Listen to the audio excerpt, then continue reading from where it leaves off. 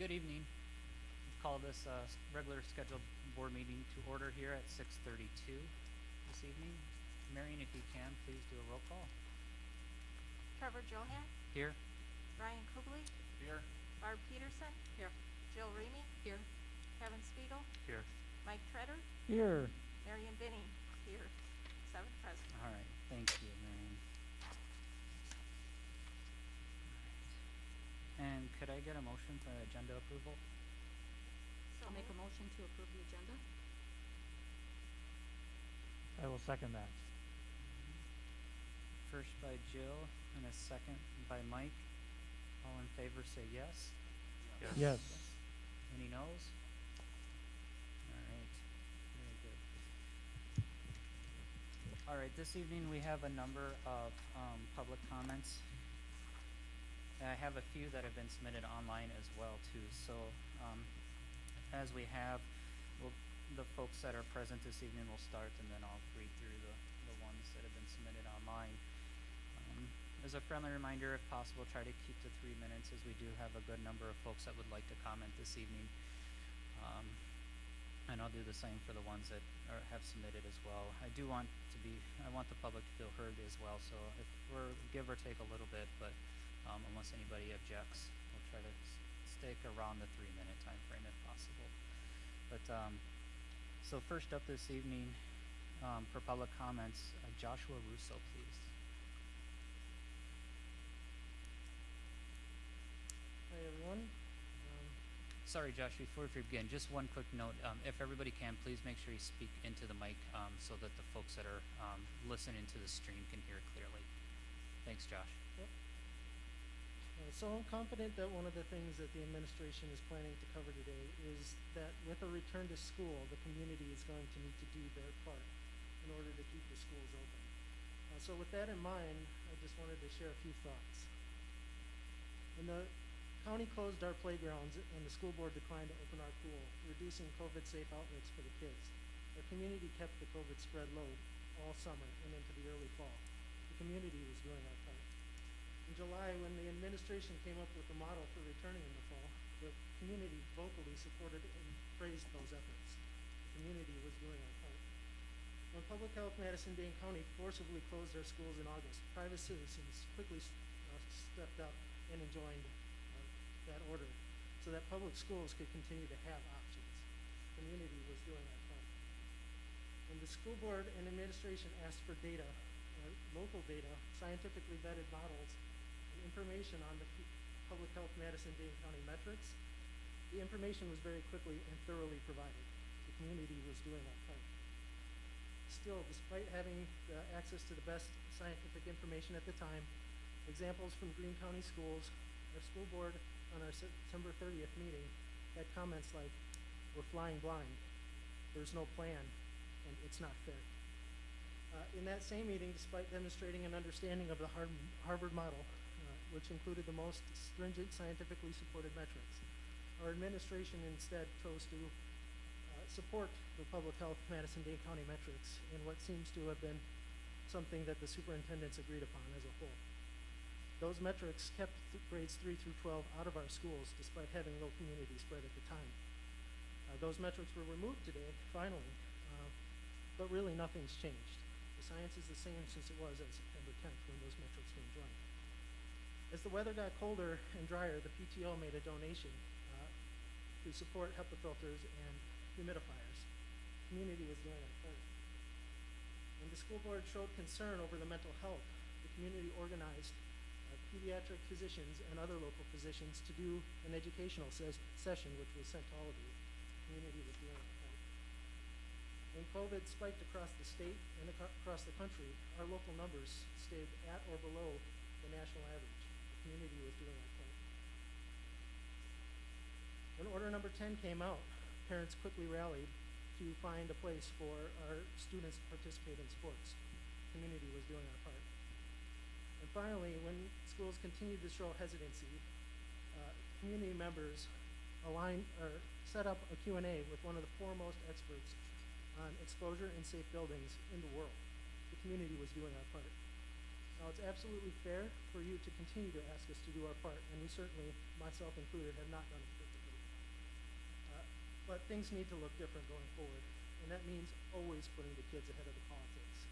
Being educated and prepared to act quickly when necessary. More responsiveness to parent feedback and to surveys. The surveys aren't the problem. And then in the very near term, getting after this 6-foot limit. You know the science. We've had Dr. Allen talk to us about it, and we know that it's a real problem. We know that your hands are a little bit tied, but they're not all the way tied. And we need the administration and the leaders to work with us so that it's everybody doing our part. Most of this was accomplished without direct involvement of our school leadership. Imagine what this would have looked like if we were all working together. Thanks, Josh. Sandra, you're next.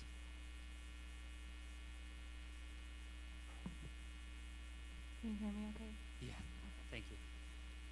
So dear school board, we, the Bring Kids Back Belleville Parent Group, are calling on the board members to vote on and approve of an all-in plan that will allow all grades to come back in the building at the start of second semester. We know that this has been a year full of unknowns, anger, sadness, and frustration. We also know the amount of work the teachers and the admin have put into educating our children, and we are so thankful for that. As parents, we see our children every day, and we know them best. We know they are struggling in ways we could not have imagined. It has been over 8 months now since schools first closed in March. We have done our research and know that this can be a serious virus. However, that research also indicates that kids are not in a high-risk group for serious complications. It has been shown by many other rural school districts in Wisconsin that schools can be open and not increase the community spread as many feared. We reached out to Dr. Joseph Allen, co-creator of the Harvard metrics that has been talked about and cited frequently. Surprisingly, he was willing to hold the countywide session and answer many of our questions. He explained how we can and should be having schools open, that we can do so safely for the teachers and the students. We keep hearing excuses like we don't have enough staff, but the administrators say we can't hire more staff until you approve of a plan. Another is we need better air quality, so you approved of new air purification systems, the school and the PTO purchased humidifiers, and still no action plan for getting our kids back to school. You have sat on this decision for months, and the time is now. We cannot put it off any longer. Our kids deserve a plan. We are advocating for a choice for our community. If a family wants to keep their kids home and do virtual, that is their choice. We need the choice too.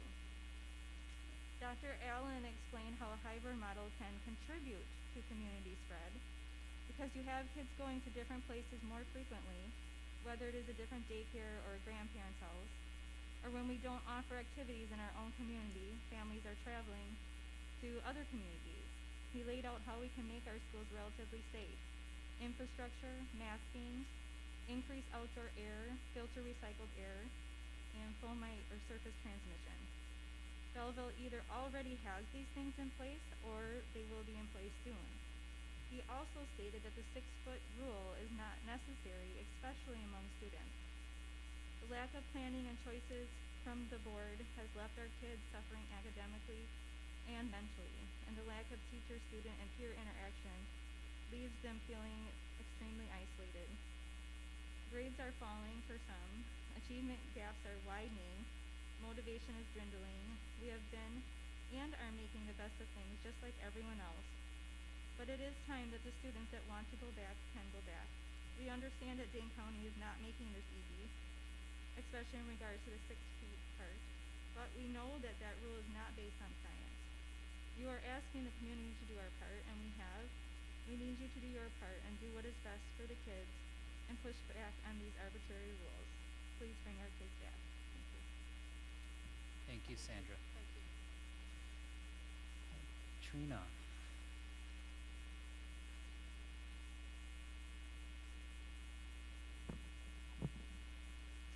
Greetings, board members. I'm requesting that you move forward with a plan to get the kids who want to be back in school. I watch my kids start the school year off with hope and enthusiasm. They both started new ventures, being in 7th and 9th grade, which offered them something new to concentrate on for the school year. They started out doing virtual and seemed to have no concerns. But now, as time goes on, it gets harder to get them up each day. It isn't the same as getting ready to leave the house to greet friends, teachers, and other staff that's at school. My family has watched many areas that have been successful in in-person learning, yet I understand that some people don't want to come back to school, and that's perfectly fine. What I am asking for is a plan to get those students who want to be back in school and let those who want to remain virtual to let them remain virtual. As a parent, each one of us has to decide what is best for our children. As a board member and a parent, you have two decisions to make. One is for your own family, and then you need to think about everybody else. We keep being told that we can't move forward to reopen and hire more staff or make plans to reopen until we have a plan. Let's make that plan and not keep pushing it off.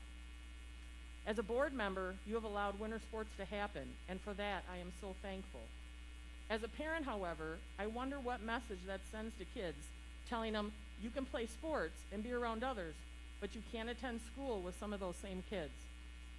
As a parent, I can teach my kids many things. I can teach them right from wrong, or I can teach them how to make good choices, and most importantly, how to be responsible. When my kids ask, how is it that smaller kids, who they find less responsible, can attend school, and they are never given a chance, I'm speechless. We've been told there's a time for every purpose, and I believe that this is the time to propose an alternative and bring our kids back to school. Thanks, Trina. Justin?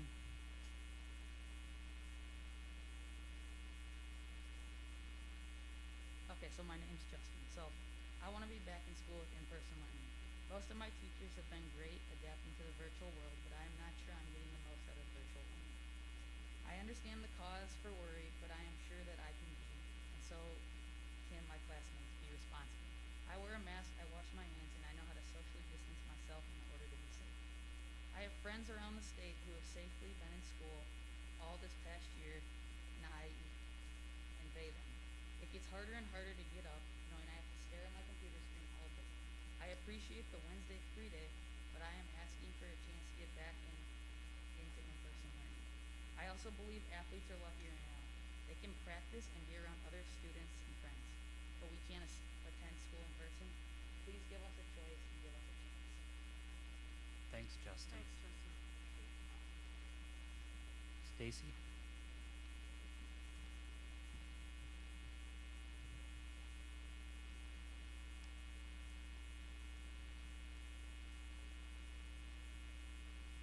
Hi, I'm Stacy Detweiler. I'm coming to you as a parent. I have 4 kids. One's graduated. I still have 3 here at school. A senior, a sophomore, and an 8th grader. I'm just going to share with you guys the realities of my family this past couple months. Sorry, I'm going to get teary. My kids were actually kind of a little bit excited maybe in September because it was on virtual. They were kind of on their own schedule. Mom and dad weren't at home. They get to do it themselves. Now it's not so much. They really need to be back in, period. Socially, they're struggling. My 8th grader, she's struggling. Not so much academically. The boys are doing good, Chloe's doing good, but their struggle for their friends to see their teachers. Mom and dad are struggling too. I'm struggling because I can't help my kids with certain parts of homework.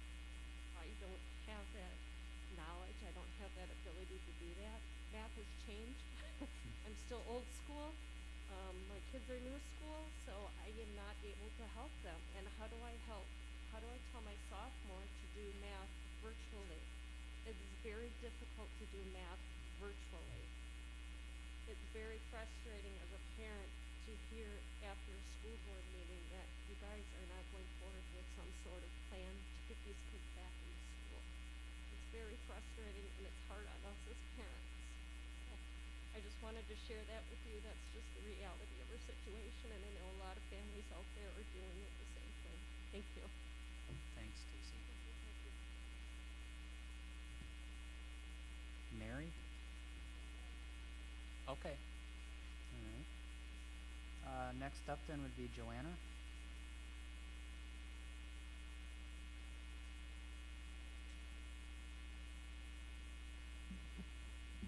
I'm Joanna Hebgen. I'm a physician assistant and I'm a parent. I work as a physician assistant at the SSM Family Medicine Clinic in Oregon. And I see students from the Oregon School District as well as a few from the Belleville, a few from Albany, a few from Broadhead. I'm seeing kids from all over our area. And I'm a parent here in Belleville. I have two children, one third grader and one sixth grader. First of all, I want to say thank you for doing your job. I've spoken with a board member from the Oregon School District, and now I'm reaching out to you as well because I feel the need to fight for our kids. I am seeing in practice as well as in my own home, I'm seeing anxiety, I'm seeing sadness, I'm seeing a struggle. These children they don't understand, especially these younger ones, my third grader. I try and explain to him what's going on, and he understands that COVID is a bad thing and you have to wash your hands, you have to wear a mask, but you can't explain why you can't go to school. But yet, like some of these other parents are pointing out that, well, we can go to a restaurant, I can take them to the trampoline park if I want to. I'm not doing that, but you can't, I feel like I'm a two-faced parent because I'm saying you can't go to school, but, I'll let you go hang out with your friends at another house, their house. So that's a very difficult thing to undergo as a parent. And in the clinic, I'm seeing these kids, and these kids their parents are bringing them in, and the parents are just lost. The parents are so stressed out, and I can so relate to that. And when families are stressed, when parents are stressed, then kids see that. So then the kids start to wonder, well, what's going on? They don't understand. Why is mom so stressed out? Why is dad so stressed out? Why are they mad at each other? No, they're not talking. And I see this whole dynamic as a family medicine provider. I see the parents coming in by themselves. I see the parents bringing their kids in. Parents have come right out and said, I want my child medicated because they are so anxious right now they can't get through the day. And I'm sometimes left speechless because I'm not a big pusher of medication, but I've been pushed to the point of medicating children because that's what the families feels they need right now is they're at their wit's end.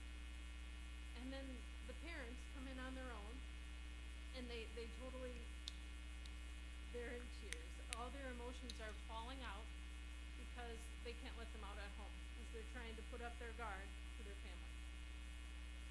So I'm seeing more parents than I ever have before with struggles. And their main concern is their children. That's what's going on. I think all of us, there's certainly concerns about their jobs and trying to put, food on the table and those things, but their main concern is their kids. If they lost their job, so be it, but I need to help my children. The kids are our first priority, and I don't think any other parent in this community would say otherwise. We as a community are feeling lost because we don't have our school. I mean, in my opinion, that's all Belleville's got is its school, and we don't have that right now. I feel like we're so isolated right now, and instead of coming together, we're all being pushed apart. And as a community, we should be coming together to help out. We referenced, as a community, we're trying to do our part, and that's exactly it. We do have to do our part. We have to socially distance. We have to wear a mask. We have to wash our hands. We have to hand sanitize. We need to clean our buildings. We've got the air filtration system, which is excellent. The things that Dr. Allen had commented in his discussion online, I thought that was wonderful. An extremely intelligent person who actually has done the research, has studied these things, and can really give us some true guidance. member to really know what's right? How do you give people advice? And you try to do that as a parent, as a healthcare provider, I try and do that. But you also look to these individuals who do research Joanna. on a daily basis, they know the stats, you know. I don't know the stats inside and out, I don't. But I know that Joanna. we're doing okay. Sorry, am I going over? Yeah, that's okay. I just wanted to give you an opportunity. Any last words? Thank you. Once again, I want to tell you thank you for what you're doing. Your job is not easy. And teachers I know too, their job is not easy right now. They are putting themselves, they're at risk as teaching in person. But I'm a healthcare provider. You know, we are essential. We have to go to work. It's something it's part of our job, and we have to work through this pandemic. We can't let this pandemic stop us from doing our job and doing it well, doing it right, doing what's best for us. Thank you. Thank you. Last up this evening, I have Aiden Keys.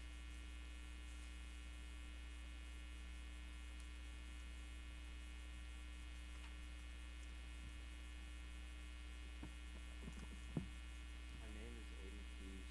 I'm a sophomore student at Belleville High School. I was assigned an argumentative essay in my honors English class. The title is Bring Back the Kids. Let's get the kids back in school.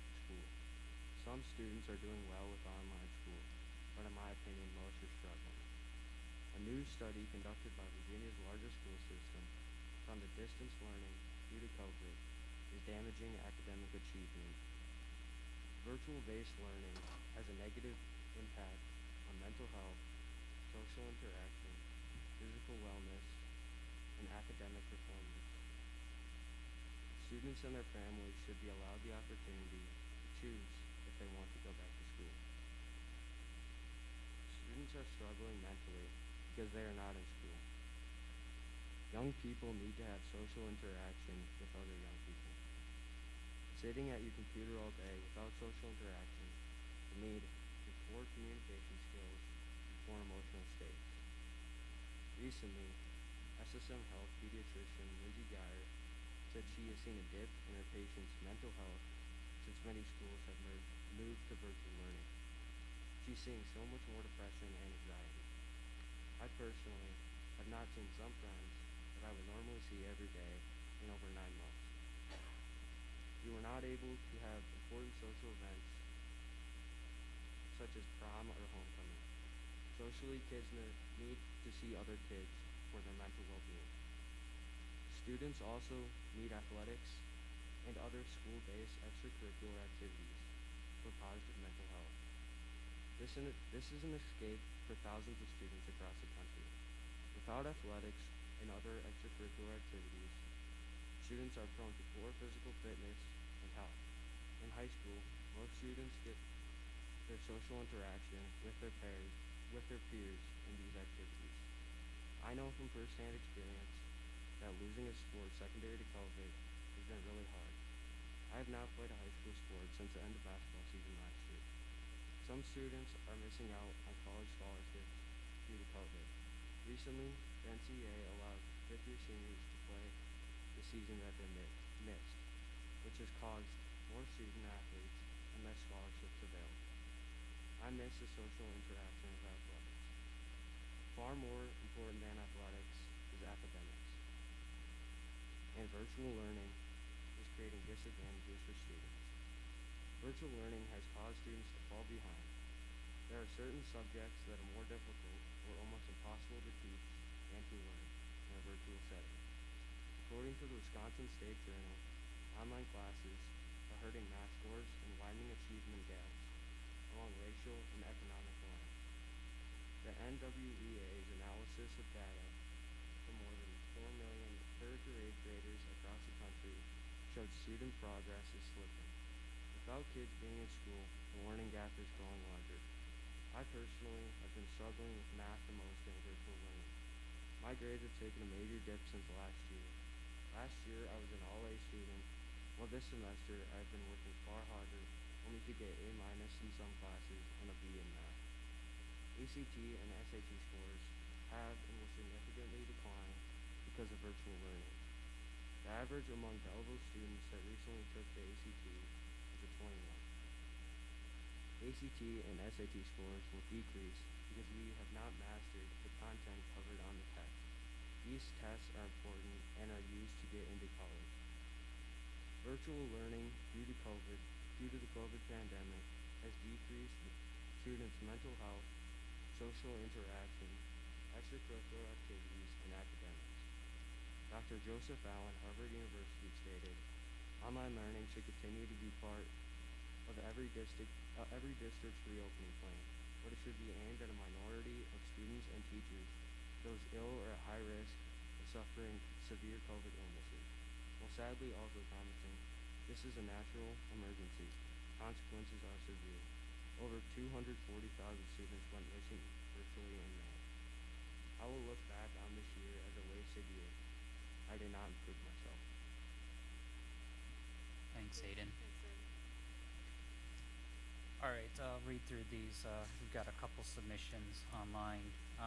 The first being from Kevin Peterson. "I think the school board should look at going to in-person education at the start of the second semester. If it can be done 4 or 5 days per week, that is the needed direction that I feel is in the best interest of students. If Dane County doesn't allow that because of restrictions, then it should be 2 or 3 days per week. 2 days 1 week and 3 days the next, alternating between 2 groups. We moved here 7 years ago in large part because we felt our kids needed a school district like Belleville. Joshua and other kids that I've talked to and their parents need in-person instruction.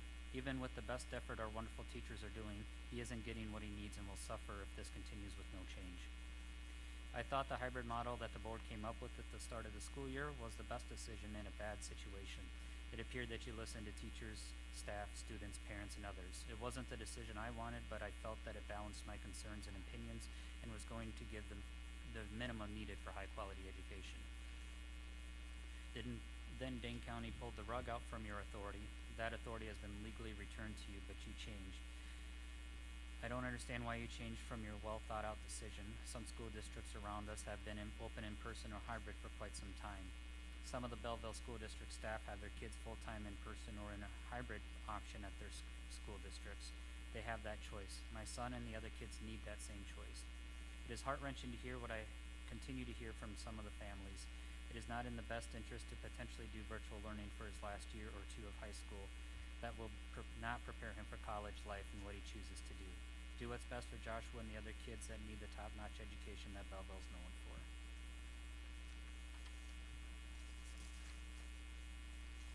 Next comment is from Jamie Noble.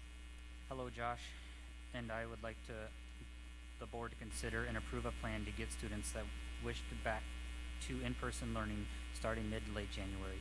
Stop tabling agenda items simply because this is a hard decision. Our school administrators need a decision from you in order to move forward, as they cannot hire staff or make plans until they have board approval. If winter sports can happen but our kids can't be in school, what message does that send? Our second grader is able to attend in person and is absolutely loving it and thriving. Kudos to all the teachers and staff. What they are doing in school to keep everyone safe is working. Our sixth grader is the one that is doing the best that he can, but is struggling. Even with getting the extra help he needs and doing all the extra office hours, he is still struggling. He works so hard to keep up the core learning that other things like the related arts are not done, and they become an extra stressor. He says this a lot. Mom, I know I would be doing a lot better if I was in school. He is the type of kid that needs that face-to-face interaction, connection, contact, and help that he knows and wants to get from other students and his teachers in school. Please give him that choice." Next submission we have is from Lena Funset. 16 hours of in-person learning per week per child. Can't we at least do that for our children?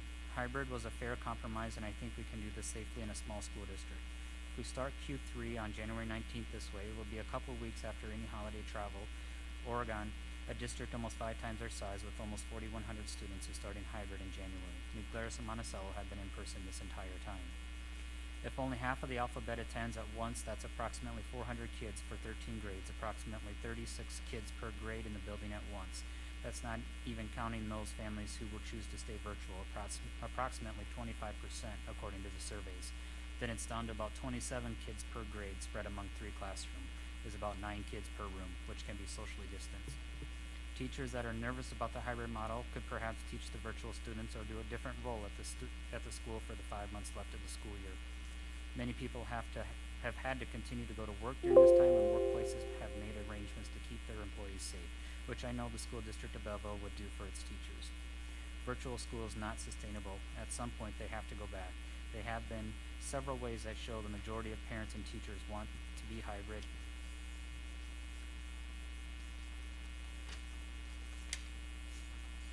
And obviously here the school board and parent group opinions, and now from a new medical advisory board too. Why not survey the children themselves?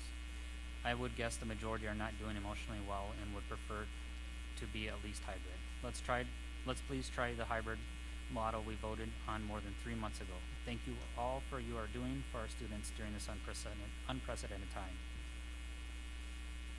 And then last submission we have tonight is from Joanna Hebgen. Dear Belleville school members, many of us were disappointed with the school board meeting results this week. The many families wanting the schools to open up are left disappointed, frustrated, even angry. Belleville has closed its school and as a result has lost its community. Families are more isolated than ever during a pandemic. We should be caring for our own and pulling together. Instead, we are divided. I hope you had a chance to watch the video discussion with Dr. Joseph Allen. He is a very reputable resource and made some excellent points. Point 1, air filtration. We commend you for moving forward with a system upgrade. 2, in-person teaching is far superior to virtual teaching. Historically, online schools underperform.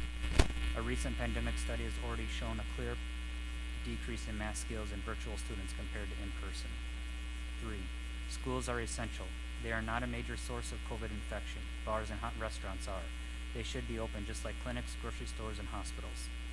4, kids are not a major source of COVID spread, particularly elementary and middle school children. Kids have a much lower risk of getting the infection and a much lower risk of becoming severely ill. 5, hybrid models may not be the best approach. All-in models may be better as it keeps kids in school rather than bouncing from daycare, a friend or family member's house, or a neighbor's house, etc. 6, in-school sports are recommended for the same reason. We should have our kids play together in our facilities rather than traveling out of town and exposing our kids in the community unnecessarily.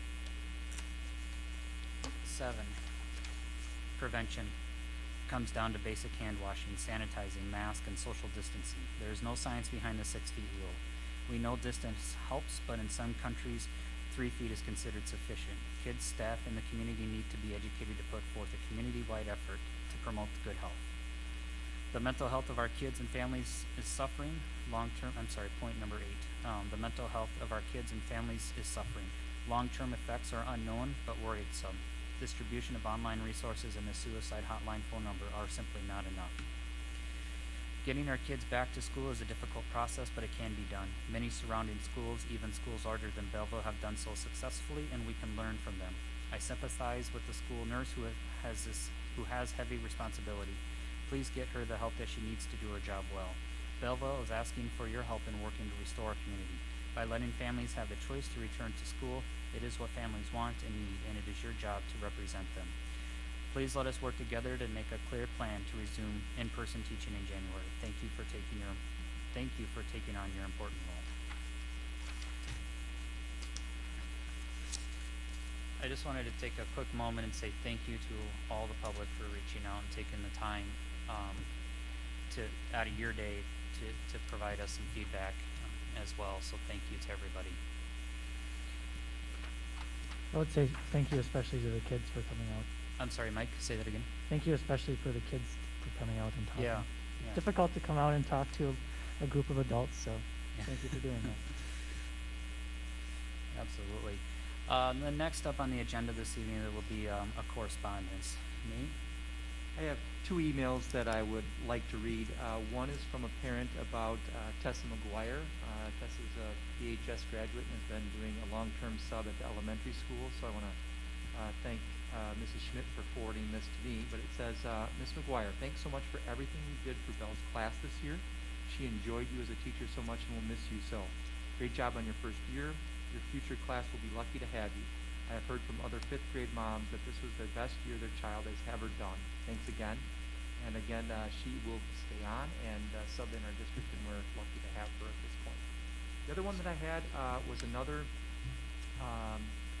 email sent to Mrs. Schmidt on from Venus Fonseth, who we've heard from tonight, on Colleen McCarthy. So I'll be brief with this one. I just want to let you know what a great job Ms. McCarthy has done the past couple of years, and then some. I am happy with that the teachers want to switch grades, they can, or if they've moved by management, at least they stay in the district. Ms. McCarthy has had to handle many changes recently and did so in stride. She has had colleagues move to other grades within Belleville, move to other districts, exit teaching, a colleague brand new to teaching who did a great job in fourth grade and long-term sub, and a colleague who had a maternity leave, name a few. She has been the cornerstone of fifth grade for a while, and I often imagine the person who has to train the other staff besides complete her own work. She has also had to deal with online learning in 2020, which has been a struggle for many teachers, students, and parents. I am so glad that both my kids have had her as a teacher because she expects a lot from her students, but does so in a positive and motivating way. I'm sure you already know this about Colleen, but if there are any other recognitions or awards that we parents don't know about in the district, please recommend her for it. So that again is coming from Lena Funseth on Colleen McCarthy. Thanks. That's really nice to hear. Right. Anything else for correspondence, Nate? Nope, that's it. Okay. All right. Next up would be approval of the consent agenda. I'll make a motion to approve consent agenda. I'll second it. First by Ryan, and a second, was that by Barb? Yep. Okay. All in favor say yes. Yes. Yes. Any noes? Okay. Consent agenda approved.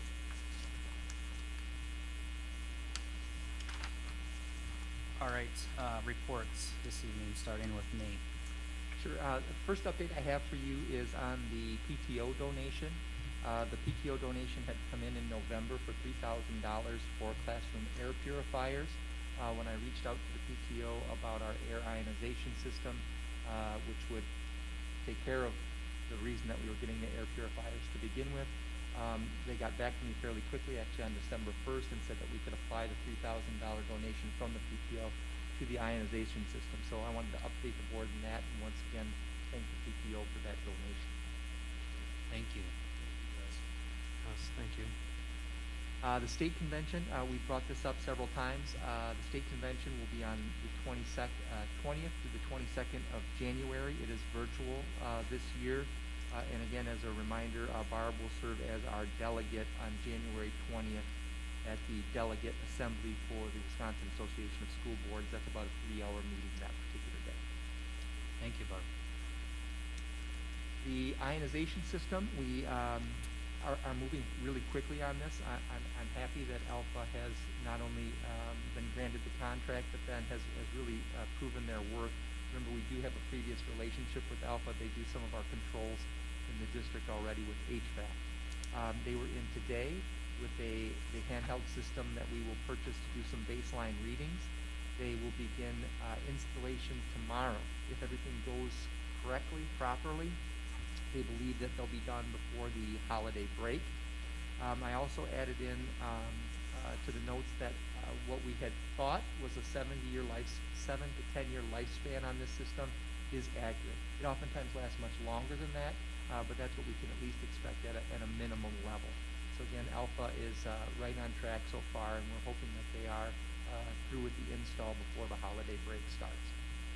And then finally, there is an update on our audit.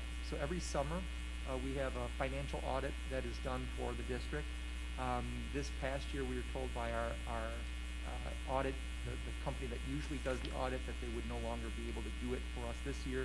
So we had Johnson Block CPAs complete their first audit of the district this past summer.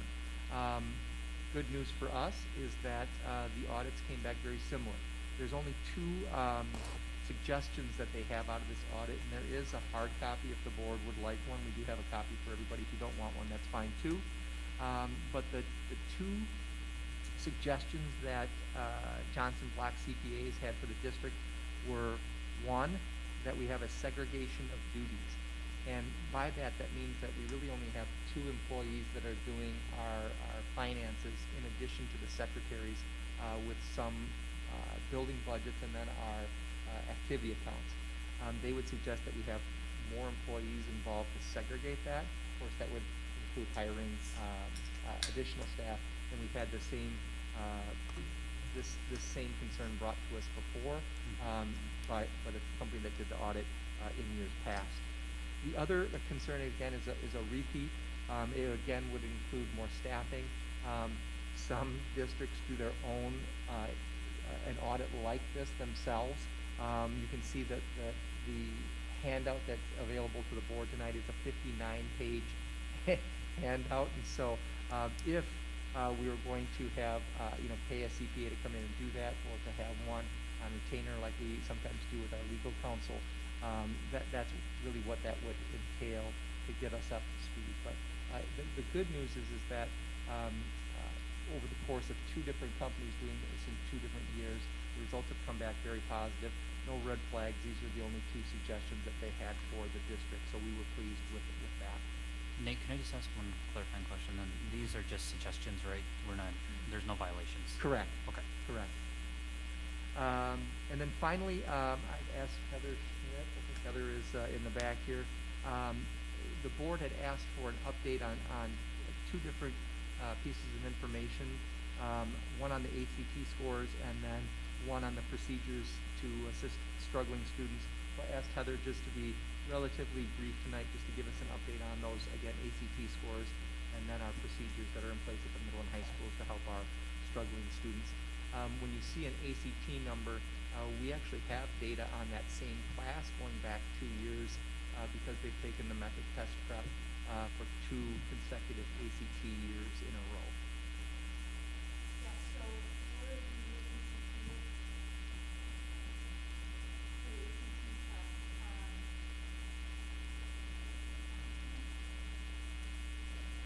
there we go, better.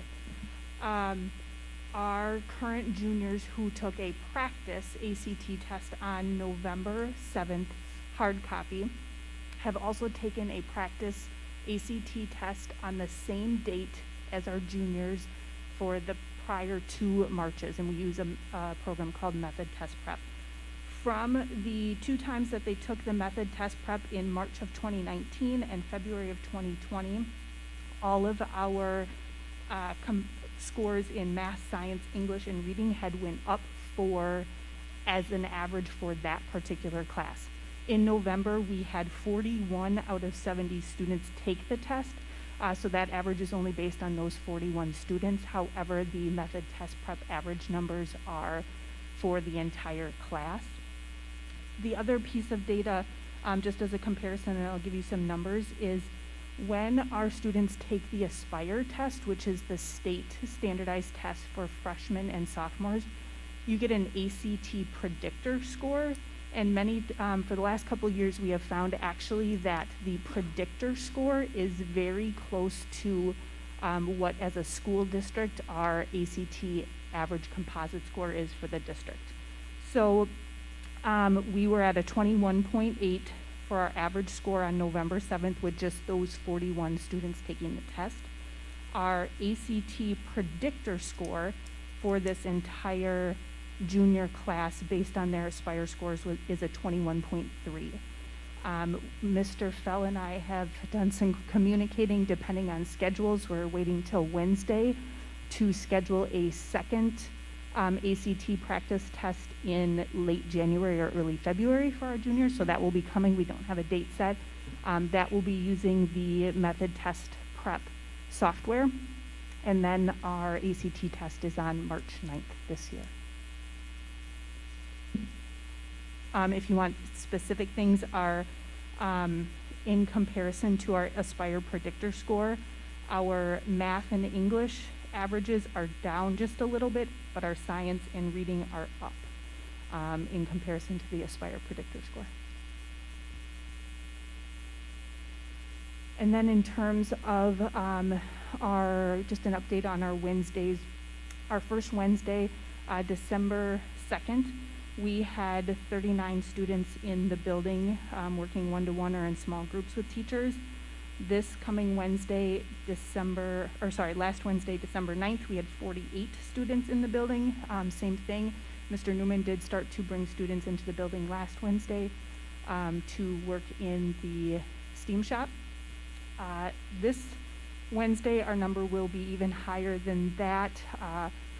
I know there are a couple, Mr. Bussey is bringing in students to start on a science lab, and I've actually talked to Mr. Benash. He has ordered clay that he is going to be starting to bring students in to work on ceramics as well. Not this Wednesday, but after winter break. Just some feedback on our Wednesdays.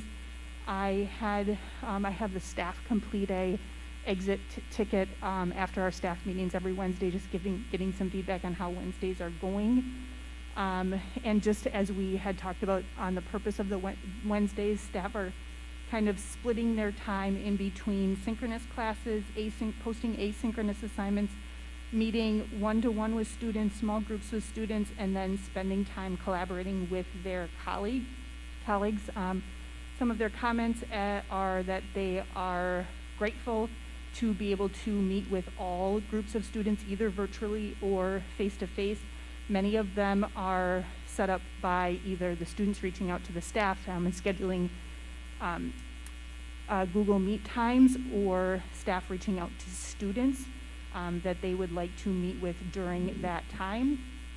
And then just the staff saying, this has been a great opportunity for them to collaborate with their peers in terms of structuring virtual learning lessons.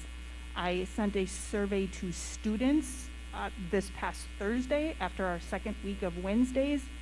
I had approximately 40% of the student body, and that would be 7th through 12th grade, respond to that survey. 97% of those students felt that the flexible learning schedule on Wednesday was beneficial to them, and for reasons of AP students gave reasons that it gave them some extra time to focus on their advanced studies. Some of the seniors had given information that they were using that time to work on college applications, scholarships. Several students commented that they were able to work on their service corps hours.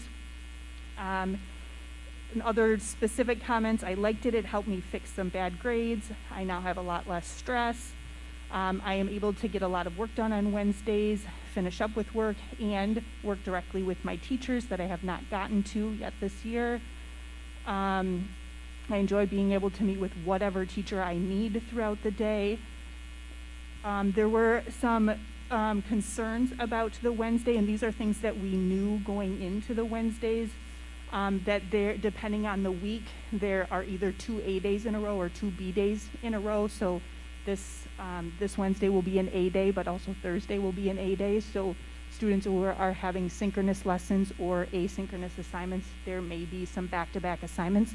And that's something we talked about as a staff and teachers to be cognizant of that. There, a student had talked about that prior to the Wednesdays, that many teachers would be letting their students out of class 15 to 20 minutes early. And now teachers are keeping their students the entire time, so that they're now using the Wednesday time to do more independent work or possibly meet with teachers then. And then the other comment was from some of our AP students in that a concern was that those are the students who have the majority of synchronous classes on Wednesdays, and they are probably the ones who need the most break from school. So that's just an update on Wednesdays.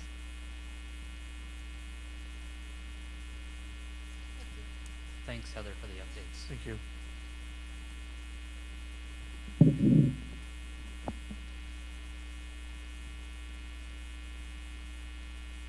Anything else, Nate? Okay. All right. Next up is an update from our student representatives.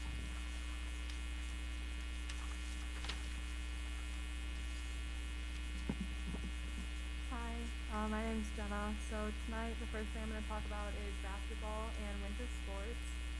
I actually had practice tonight, and in the past couple weeks, we've started games and going to other schools to participate. And overall, it's been going super great. So for myself personally and from other athletes, we just wanted to give you guys a huge thank you for giving us the opportunity, finding us a gym to practice in, getting us there by busing, and making sure we're all safe while we are there. So on behalf of me and all the teams out there, we really do appreciate you giving us the opportunity. With that, one concern that I've heard from players, coaches, other members of the team is that the gym that we are in isn't as sufficient as it would be if we were here in our own gym.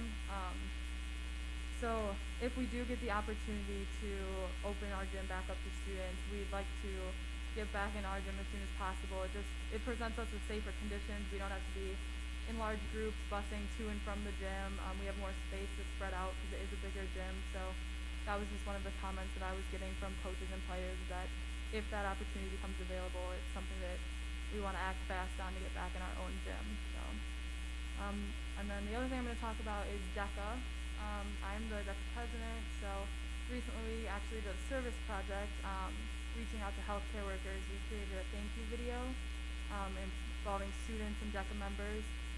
And that video has been sent out to 3 hospitals, the Merida Hospital, the VL Health Therapy Clinic in town, and then the Belleville Chiropractor. We're also working on getting it out to the UW Healthcare Systems and St. Mary's. And we are already getting really positive feedback from the video. We had an article written in the Post Messenger Reporter in Glarus, and I've gotten personal emails from nurses that have seen the video in the hospitals. And I just wanted to highlight the work that we as a DECA organization and the student body did, that really was a good way to send a positive message to everyone in our community who's dedicating their time to us. And I hope it serves as an inspiration to other students to reach out and find positive things in this time. So I just wanted to highlight the student effort that they put into that to get that out to everyone in our community. Thank you. Thank you for that idea and following up on that. Hey everyone, I was going to talk about the Wednesday survey that Michigan's put out. She kind of talked about most of that, but I was going to rehash some of the things about that. So a majority of the students thought that, it was 97% of the people that answered thought that Wednesdays were very beneficial for them. Most used it to catch up on homework, focus on their well-being, or just use it to talk to teachers or their friends even. And like personally, as an AP student, I use mine to catch up on AP work or study. So the Wednesdays are very beneficial. I'm glad that we're coming up with that. And then the other thing I was going to talk about was Science Olympiad. We've had 2 Science Olympiad events in the past month. They both done really well as a team. The varsity team has placed first in the small school in both events. And the most recent event on December 5th, it was online, and we competed against schools from across the nation. It's online and schools that participate, and we placed first in only small schools. That was very good. Just made everybody happy. That's Congratulations. And so the Science Center experience is great. It's obviously not as great as going to like schools across the state, but it's good for what we can do right now. So I just want to thank the Action for doing that as well. Thank you. Thank you, guys.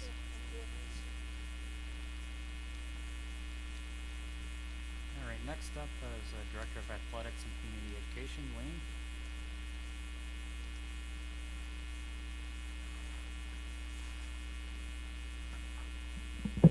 Good evening, everybody.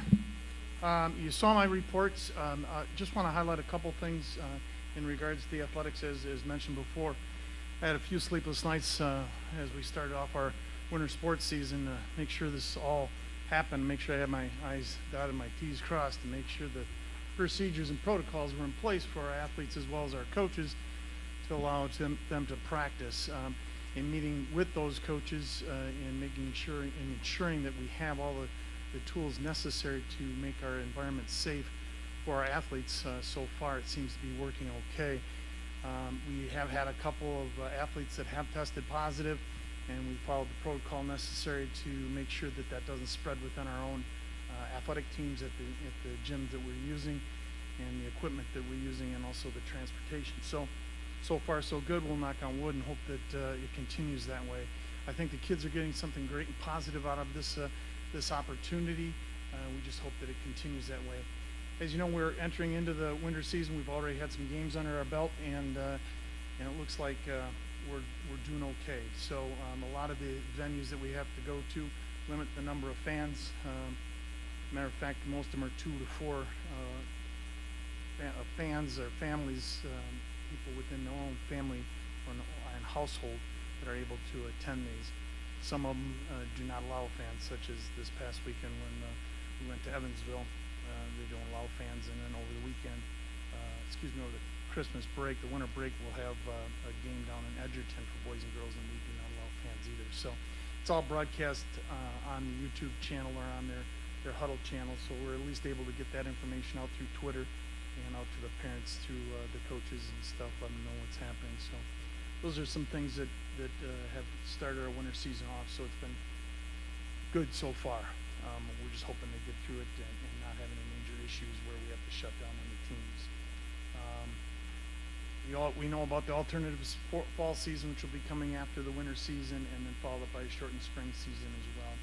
So the conference has come up with the Capital Conference has some procedures on each school when we're going to those schools, what we need to follow, and so it does put a little strain on our transportation because some of the teams, they're limited the amount of bus students you can bus there to and from, and if at Evansville this weekend they were back-to-back games, so we're transporting kids back and forth from Evansville to Belleville. And so it is putting a little strain on our transportation director, but she's doing a great job in keeping us on task. So any questions you have about the athletic end of things? I have a question. With the change in the guidance from Dane County Public Health, how does that impact, for instance, the fall athletes that are looking forward to starting their sport? Will they be able to get back into the weight room and do some of those types of things? Yeah, if I'm hoping that sometime this week we have some guidance from Dane Public Health, Madison, Dane County, and where we can get as far as gathering sizes is. Right now it's 0 or 1-on-1 is allowed. So you're thinking at this point it probably doesn't have any impact at all. Nothing's changed because Nothing's they aren't changed. able to gather. It's strictly for school then, right? Correct. Okay. Yeah, correct. And I'm hoping that they change that, Okay. and at least we can get our kids back in our building in a limited size for practice as well for the winter sports. Thank you. The one thing that will change is tonight New Glarus also has their Board of Education meeting, and it looks like because we have a co-op team with New Glarus in wrestling, it looks like the New Glarus Board of Education will approve use of their facility for wrestling practice. Right now, our wrestlers go at 6 o'clock in the morning till 7:15 in the morning. So, and we have to bus them down to Monticello. So hopefully, they'll be able to do some afternoon practices down in New Glarus, and that'll be happening. Hopefully, it'll be approved tonight. That's what all indications are. Mm-hmm. Wayne, when you're saying things are going okay, what are some of your biggest struggles? It sounds like transportation. Transportation, facilities, some COVID cases, not too much amongst our athletes, but athletes' parents that have exposed their children and have to quarantine and not allowing them to practice and come and expose our own teammates to that. Those are some of the struggles. As far as the procedures go, the coaches sanitizing, face masks, the distancing when not in activity, those types of things have been going pretty well. The busing to and from, even though it's a challenge, it's working out pretty well. Do you foresee like any hurdles that we may not be able to overcome? Transportation, looking ahead at potential events that our teams will be participating in? Yeah, if Dane County Public Health, Madison Dane County doesn't change the gathering rules, we'll be down in Monticello for anywhere until they do change those rules, because we won't be allowed back into the building. That's one of the big concerns I have. And it's transportation costs to and from on a regular basis. Yeah, was there any updates on that one? No, not that I'm aware of yet. Still at 0 for the gathering for the latest order? Yeah, I haven't seen any change in that. Okay. Wayne, we had talked about New Glarus possibly hosting our home games per se. Is that still? I doubt that'll happen. No, I had a conversation with the superintendent there, and the most that they were willing to ask for tonight with their board is the wrestling practices there. they're not allowing even their own youth to use their facilities in New Glarus. That aspect's a struggle, for our athletes, being able to play home games, at least in the month of December. That won't happen. Like I said, if they change the orders from Dane County, then maybe we'll have some possibility. In the gym that we're renting in Monticello, for the foreseeable future, as long as we need it, the owner is okay with that, correct? That is correct. We currently have it through Wednesday, or how did you? We have it through the end of the month. Through the end of the month. Yeah. We had to rent it by a month, so month of December we have it for. Even if we don't need it, we'll have to, that's the agreement we were in. Who takes care of cleaning of that? We take care. We brought cleaning supplies up there so the coaches have the proper cleaning and disinfecting tools down there for our athletes to use. Anything else on that? Thanks, Wayne. Yep. Quickly on community ed, we'll be starting to do some online or virtual classes. Worked with Oregon School District. Actually, gentleman over there and I are working out some kind of arrangements to share some of the programming virtually. So something new we're trying. They struggled this year, this fall, and in the summer with some of their programming because of the virus. So they've done some virtual stuff, and so we're working together to try to come up with some commonality, and so our community members and their community members can join in a virtual programming. So that's kind of exciting as well. What types of classes? Sorry, say again? What types of classes? We're still working on it because they haven't finished up their winter, spring programming, but it looks like there's some mindfulness, some yoga type of classes, some mental health awareness type of classes.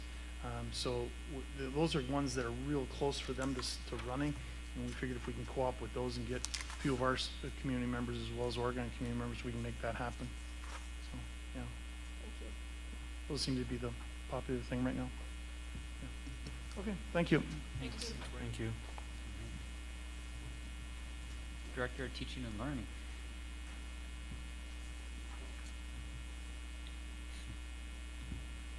Hello. I'm actually going to invite Chrissy Killerlane up to do some highlighting of our Advanced Learner program. That was one of the things that came up at the last board meeting. We had questions about our Advanced Learner programming and how we're working with our students in this, with our K2 that are in and our 312 that are virtual. So, Chrissy's, our report is, I thought this is a chance for you guys to ask Chrissy direct questions and then things that she may want to highlight that's going really well.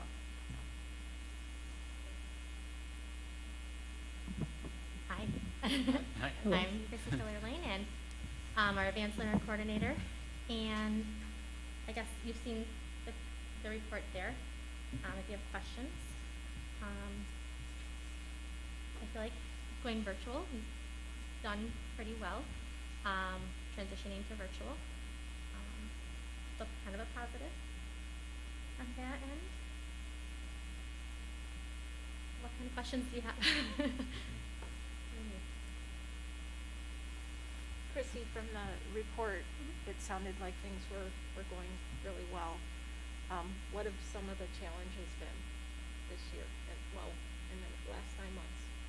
In the last 9 months, I would say the first one that came to me was probably classroom differentiation, and helping teachers to differentiate virtually without overwhelming them, and assisting and helping and support in that role for the kids that are kind of in between or receiving in classroom, the tier 1 students especially, and helping provide some different options for them so they have that challenge as well. Another kind of just being virtual, I do feel like my time has decreased a little bit with meeting with students at the elementary. However, I think we have to be mindful too of screen time has been a piece, and helping manage all those different things. So they start popping on with me for another half an hour, 4 days a week, and that's a lot to ask as well. So that's been a little bit of adjustment as well. Thank you. The one question I had was in the report, it said that the creativity piece was a work in progress. I don't know if you can expand on that a little bit. Sure. So, for our Wisconsin statute, we are required to identify in 5 areas: specific academic, which we do with ELA and math, creativity, leadership, visual and performing arts, and general intellect. And so this is something, even since I've been here, we haven't identified in that area. And so that is something that we're looking into and working on to try to increase so we can identify as well as provide programming options. Right now, I would say that's something that classroom teachers can provide some options in their classroom. So when we think of creativity, it's not just creating a pretty like artwork. That's going to be in the visual and performing arts. It's thinking outside the box thinking. Some things that have kind of applied to that, thanks to your awesome educator fund, I was able to do future problem solvers last year, and so that was kind of thinking outside the box. Teachers also can have options in their classroom to let students maybe pick their own topic or really think outside the box in a project and do something a little bit different. So that's something that we're working on. I'd also asked about examples of the leadership, visual and performing arts and creativity opportunities for the kids. But for the examples that I got were mostly out of school things, but for like the academic piece, those are a lot of in-school opportunities that we give them. So I wasn't sure how can kind of, is there an opportunity to balance that out? That's what we're aiming for, and that's something we're working towards because they should have opportunities within school to do that. So that is something we're working on as well. There is a lot of academic things outside of school that they have opportunities to, but we want to have those opportunities within the school. Some things I would say it comes down to that classroom differentiation piece primarily. With music, we also have a lot of things like we have men's choir and women's choir and things like that, which happen within the school day or with loosely within the school day. Okay, thank you. Destination imagination was very strong in the Belleville district years ago. Is there any possibility that that would come back? I do share that usually each year. I did not share it this year. Last year they did cancel it at the end of the school year. They do have a virtual option this year. I usually do send that out as a parent email to those who are identified as an option for them to seek out. Parents can be a coach. That is something we have thought about and looked into. At this point, it is an expensive program. So at this time, it hasn't been something we've put into our budget. But parents are welcome to do it on their own. Thank you. Chrissy, kind of circling back to the visual and performing arts and creativity, in the report, they're both kind of listed as work in progress. So do you have a timeline in mind? It's not going to be a work in progress forever. So at what point do you feel like you will have something to maybe report back to the board? This is where we're at, this is what we've done, and not just have a work in progress. Absolutely. Actually, my SLO and my personal goal, my PPG goal is actually to have our criteria for identifying in both visual and performing arts by the end of the school year. So that is my personal goal right now. And I've been meeting monthly with our elementary music teacher at this point. I did meet with Steph and Sarah at the high school a couple years ago to get some ideas there as well. But that is something that I am working on as well. Thank you. So hopefully by the end of this year.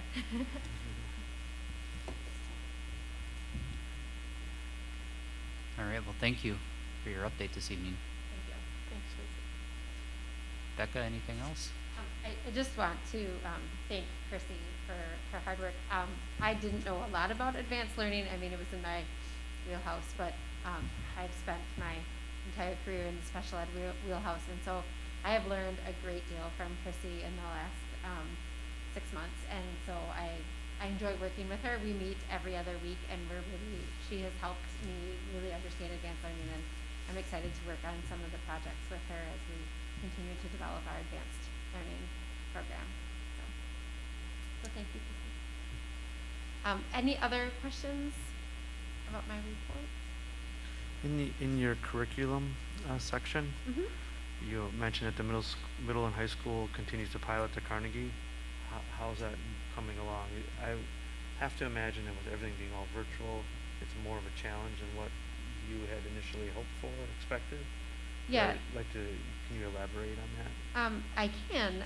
Heather and I actually just had a conversation about it the other day because, so part of the curriculum documents that I found and have been working through has an evaluation system. So after, in the first year, and this also is in my report too, is we didn't have a good solid timeline for our curriculum adoptions and how it works when, right? We should, every 5 to 7 years, we should have this process that the first year you review the standards, you select the materials, then you implement them, then you evaluate them, and then you monitor them, and then it just kind of keeps cycling, right? So every year we should be taking on a different curriculum area. So we're just getting to the point now where we're going to start evaluating the new curriculum materials for math, which would be Bridges and Carnegie. And one of the things Heather and I have talked about is, are we going to have enough information to say whether or not Carnegie is our choice, or and how well the pilot has gone, and whether or not we need to think about piloting, another year, because we had a half a year technically virtual, and hopefully we'll have a half a year in person, and to look at those. But it has been difficult to implement.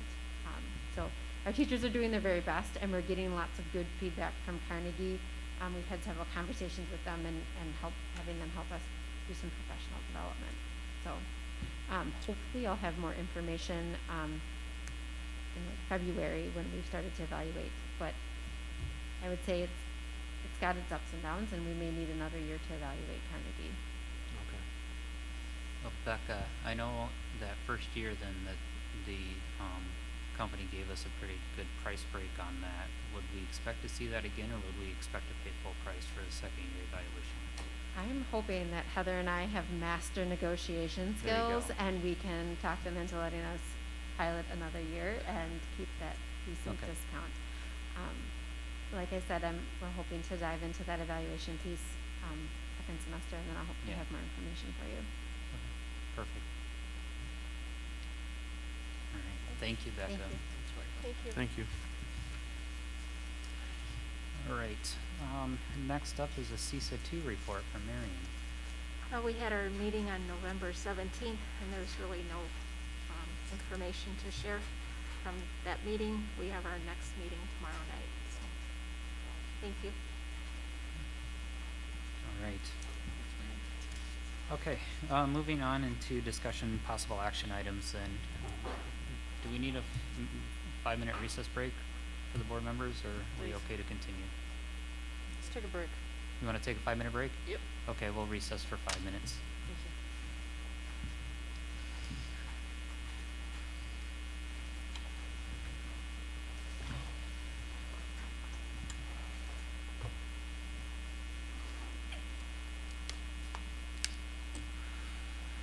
Okay.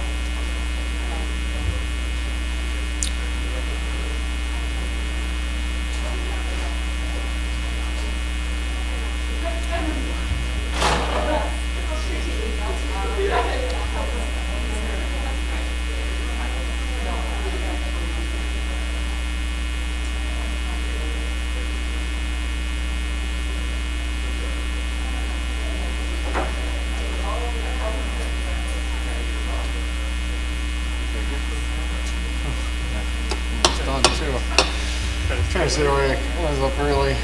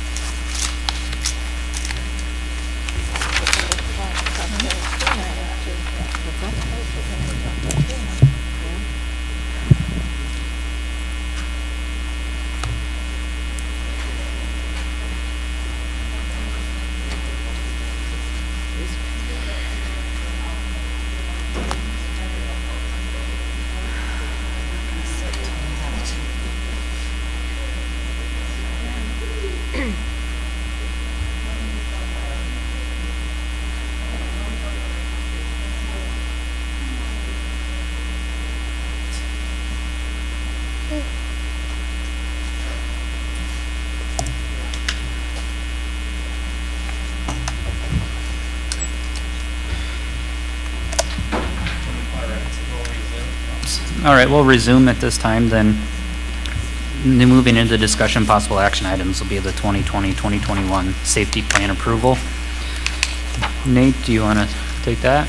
Absolutely. Just a reminder to the board, as Mr. Edge is working on some of our issues with streaming, to talk into the microphone if we can, to those at home to be able to hear all of us. So the safety plan that is before you tonight, that comes to you annually as part of a state statute. The safety committee meets monthly. We've already met 3 times this year, September, October, and November. That committee includes school staff, but we also invite the EMS, the Belleville Police, and there are some other agencies that are a part of that. They don't always attend, but they are welcome to join us. We do want input from those that might be involved in any kind of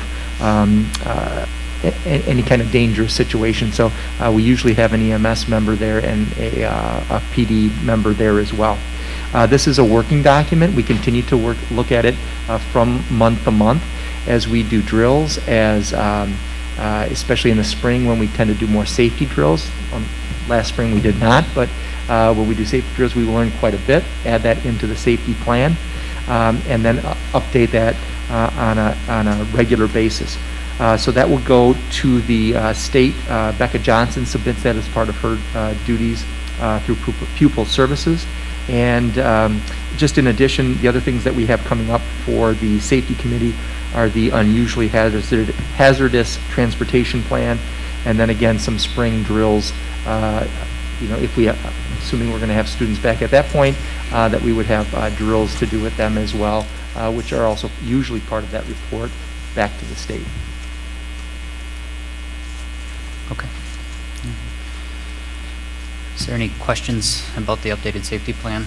Well, I had asked a question before, Nate, and my point in that was just, it was quite a document to go through. We've already approved it, so I am assuming that rather than us checking back all the time, if there's something significant, and I didn't see anything, that's why I was asking. No, but if there's something usually, significant, we right. would be told. Yeah. So for example, like when we read through that, one of the things that we found out is, as we were going through, is as a checklist, every building has a weather radio, every building has a bullhorn, and then in the discussion with the buildings, it was, well, our weather radio doesn't work very well, or it's picking up a station somewhere out of the 53508 zip code. So we do get some situations like that. So we could buy a new weather radio, updated our bullhorn. Those are things that tend to come up. As we are going through the health plan that is in there, we noticed that from last year, the board policies were out of date, so we updated those and added them back in. And then every year we have to update our contacts. We had quite a bit of turnover with administration, obviously, so we had to update all of that, get the most recent information in as well. So typically we're not making major changes, but tweaking it from year to year.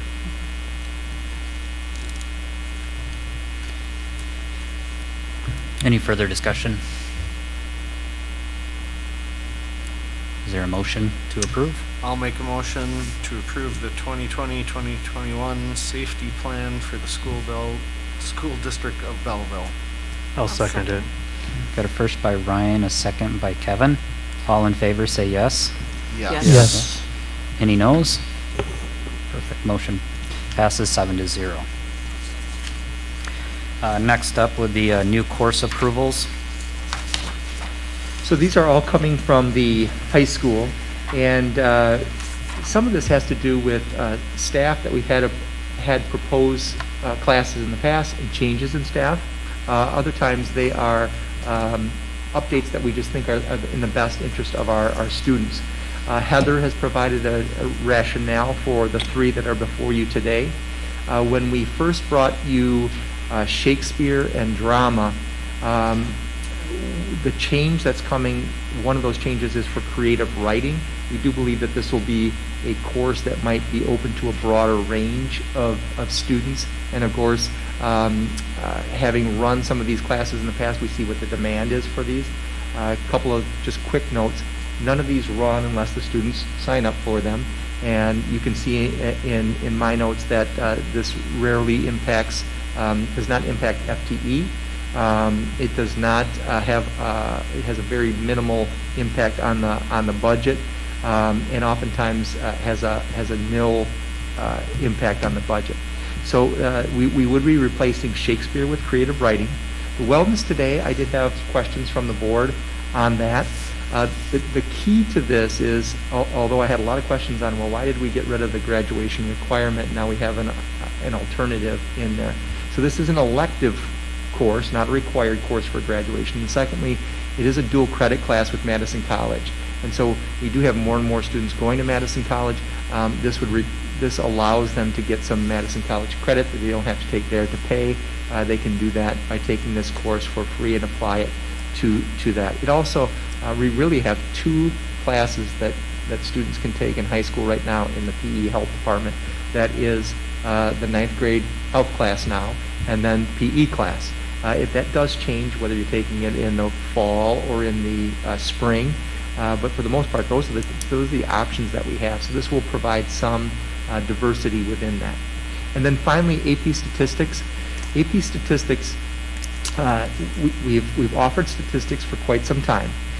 Typically, the student that takes that has already completed, whether it's Algebra 2, pre-calculus, or sometimes they've even gone through calculus, AP Calculus AB, and then they take statistics. So maybe they took that class as a junior, we've taken statistics as a senior.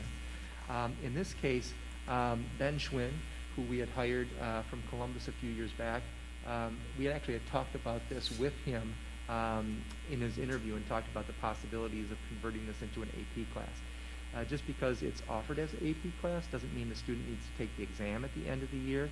It would still provide the basics of statistics for those kids, but he can drive those kids a little bit more that want to take that exam. It offers us another opportunity for our math students to earn some AP credits, and again would be a challenging class, still a fairly challenging class for our students that do take that. The other thing is when we look around at what other schools in the area are offering, that's one of the typical math AP classes that other schools our size offer that we have not at this point. What's the current demand for the non-AP stats course that we've had? Yeah, I don't have that. Typically, I think, and typically that might be a 12 to 17, 12 to 18 number that we're looking at in the stats class.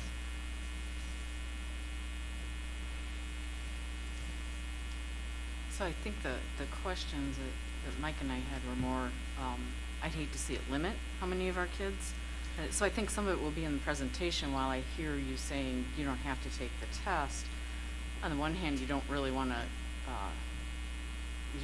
advertise that because we want them to go ahead and do that. At the same time, if there's a way that we can somehow present that, the kids would still feel it's a possible option, even if their goal was not to get AP credits. That's a good point, Barb. So when we start to talk about scheduling for the following year with our freshman, sophomore, and junior students, it's those content area teachers that are not only suggesting what those students take the following year, but are pushing them in a direction that they think would be best for that student based on skill and then interest as well.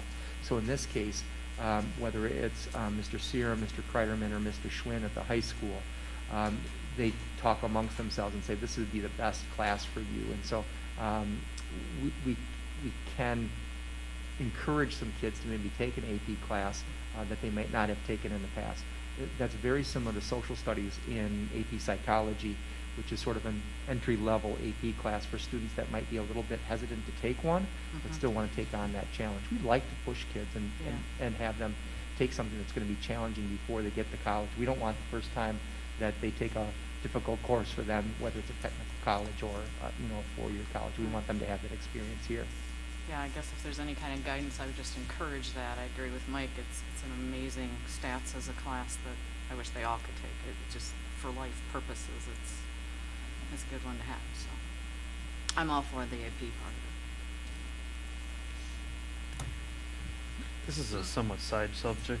Do we require a personal finance class to graduate? Yeah, and that's a state requirement as well. I agree. Typically that's taken in the sophomore year, but they have the opportunity to take that actually freshman through senior year. We try not to have them take it their senior year. We try to get as many requirements in before that senior year as possible. That's personal finance and careers, Kevin. So just one quick question then, and I know we've talked about this in the past, and one of the reasons of making this creative writing class was just to, to get more students in and stuff, which I completely get. One concern is I don't want to see us flip-flopping either back and forth, right? Because the comments made in here that, it better pairs with the teacher's skills. So what if that teacher leaves that position, then are we going to stop offering that class and go back to something else because something else will pair better? That's a good point. I just remind the board members that once we have an approval for a class, it stays in our course catalog, and we do sometimes change from year to year. For example, when we brought drama back, that didn't have to be board approved because it had been board approved in the past. And so we do look at if a class over a period of years might not be running with as much student interest. If we have already got that approved by the board, we can add that class back in the mix. that's a good point. Okay. What's the minimum number of students for a class? Typically, we look for 8, but that would be the very minimum that we'd want to run a class like that. But oftentimes, we have more than that. They've got to have 4 years of English, and so this would be, again, another opportunity that they'd have to take an elective class. That's, again, something that might match what they want to do. We've tried to increase the number of English classes because they've got to take 4 years of English. Thank you. Any other discussion on this? With no other discussion, I make a motion to approve the new Belleville High School courses of creative writing, wellness today, and advanced placement statistics. I'll second it. Okay. Got a first by Kevin, a second by Marion. All in favor say yes. Yes. Yes. Any noes? Motion passes 7-0.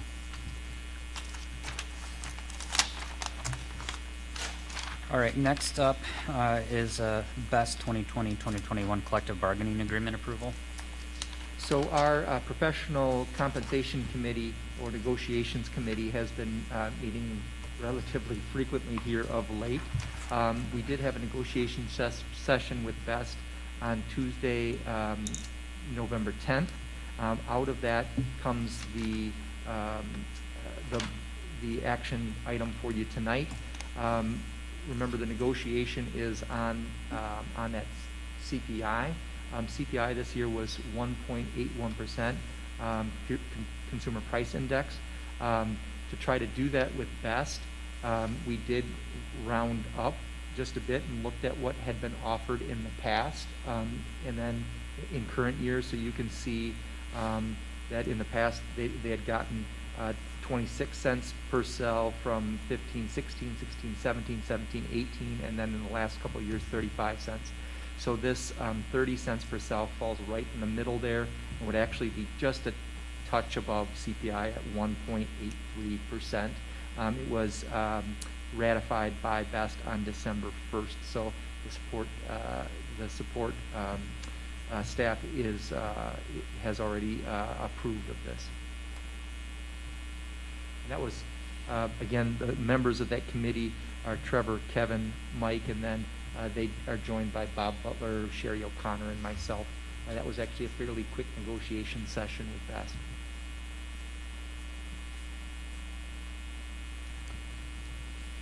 Any questions on this discussion?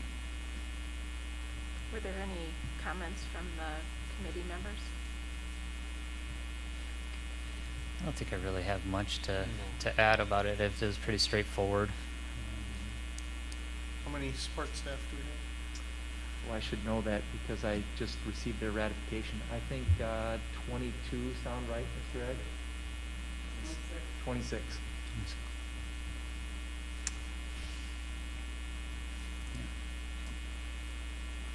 Yeah, it wasn't, nothing really stood out in this year's negotiations, I don't think. Kevin? And the continual point of contention is cents per cell versus percent per cell. Yeah.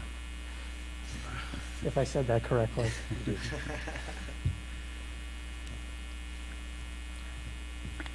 there a motion? I make a motion to ratify the 2020-2021 collective bargaining agreement with the Belleville Educational Support Team for a total base wage increase of 1.83%. Is there a second? I'll second it.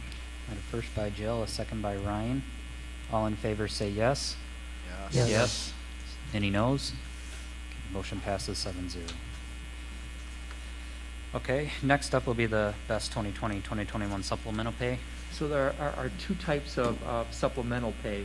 One is step movement as they move across a scale, and then there is a additional 12 cents per hour for custodians who are working second shift. Part of that is to meet demand. We do have, when we've interviewed custodians in the past, many of them want to work days. It's harder to find custodians that want to work that second shift, which typically is a 10 to 2 to 10:30 or 2:30 to 11, somewhere in their shift. And so there's just a little bit more incentive for those that work that shift. You can see the totals there that would be added in, that need to be approved by the board.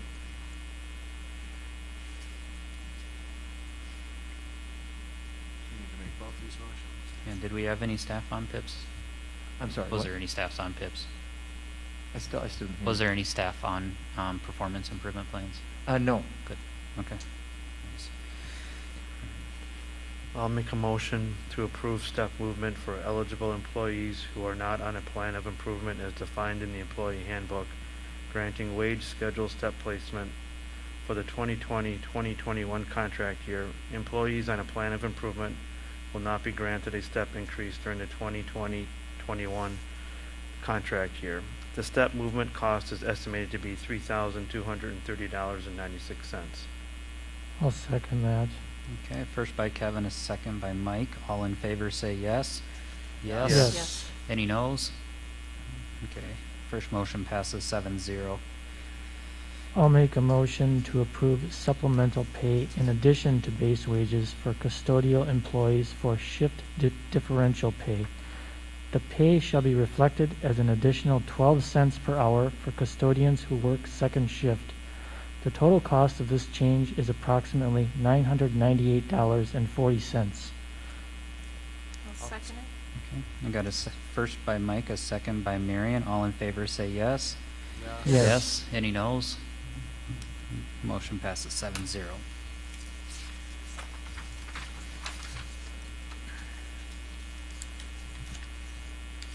All right, next up would be the approval of employee handbook changes to the letter of reasonable assurance and curriculum planning projects. So the first that I'll bring to you today is from BEST and the negotiations that we have. So we have negotiations on base wage, but then we go into a meet and confer with both bargaining units, our bargaining committee and their bargaining unit. And so one of the discussions this year was on the letter of reasonable insurance. So in the past, there had been more information on that particular letter.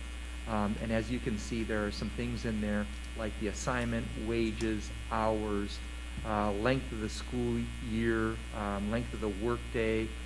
Some of those things have disappeared off that letter of reasonable insurance in recent years. Our professional, the district's professional compensation committee, when looking at that and then discussing that with Bob Butler, given the wording of this, felt that that we could add these things back on so that staff felt comfortable with the information that they had, that they know where they're going to be, have a general description of that. And then in addition, we would provide a calendar to them. The calendar is helpful for both the employee and for the district. We know when they're scheduled to start, potential days off, when they're scheduled to end. Typically for some of those secretarial positions, that's sometime in June, and then they come back at the end of July or for August. The way that we have had this worded with the help of Bob Butler doesn't have any more ties than the district has had in the past, but again, does give more information to our support staff so that they know, again, when before they leave, when they're going to be reporting back, and what they can count on come the next fall.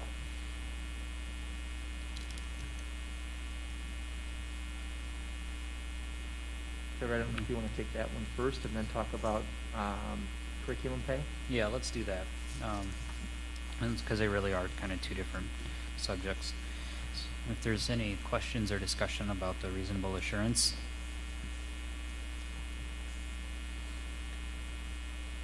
With If no not, anybody- discussion, I'll make a motion to approve the updated language in the employee handbook for letters of reasonable assurance. I'll second it. Okay, first by Kevin and a second by Barb. All in favor say yes. Yes. Yes. Any noes? Motion passes 7-0. And then Nate, if you want to go ahead and take it away on the next subject. We've also had 2 negotiation sessions with the Belleville Education Association, the BEA, and as part of the meet and confer portions of those sessions, one of the items that has come up is curriculum pay. Between the committee, which has had some experience with this before, Sherry O'Connor, and then even Bob Butler, We cannot remember the last time that we have addressed curriculum pay. So it was at $20 an hour.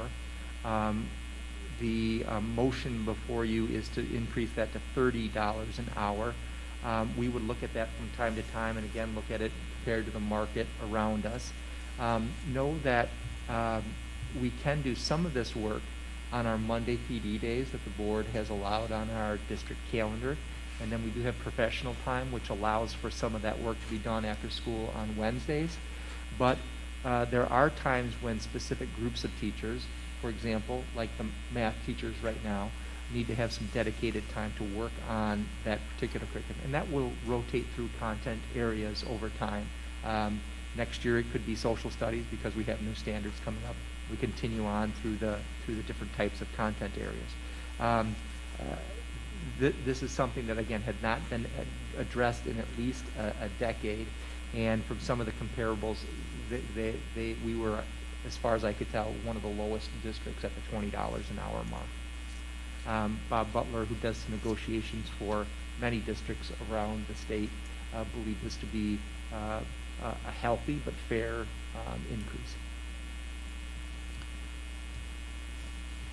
This would, by the way, not take effect until the day after the last day of school. So we wouldn't do any retroactive pay. That's already been done this school year. And then any kind of work that's going to be done next summer that this would start with. I just want to make sure I'm clear. So on a professional development day, this does not apply. This Correct. is above and beyond, correct? This would be above and you're absolutely right, Mark. And how many hours do you think? So last year, that's a great question because we have costed this out. Last year, we had I take that back, 2 years ago, because last year was an odd year to try to calculate that. 2 years ago, we had 325 hours of curriculum hours. So total, this might add somewhere between about $4,000 to the budget. Knowing that, Becca and myself and Sherry would look at the budget. What do we have coming up, in the next year? Is it math and social studies? Do we need to add more to the curriculum budget? And then we would manage those hours so that we feel confident that we're addressing what needs to be taken care of. What can we do during the school year? What needs to be done outside in the summer or at night? Kind of what we had talked about too within the compensation committee as well is that we think that moving this up to $30 an hour, but we can be much more cognizant of the hours that are being utilized. Again, trying to utilize those PD days, those Wednesday afternoons, and then also just being more cognizant too of who's all involved in that as well.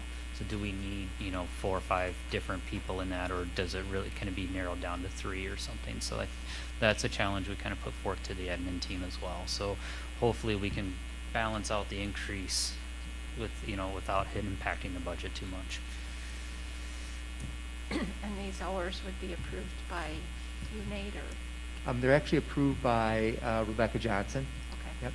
And she's before these are offered, there's a plan for the following year, what needs to be addressed, how many people are going to be involved in that, who's going to be involved, and then what they would need to produce or to finish that particular year. Thank you.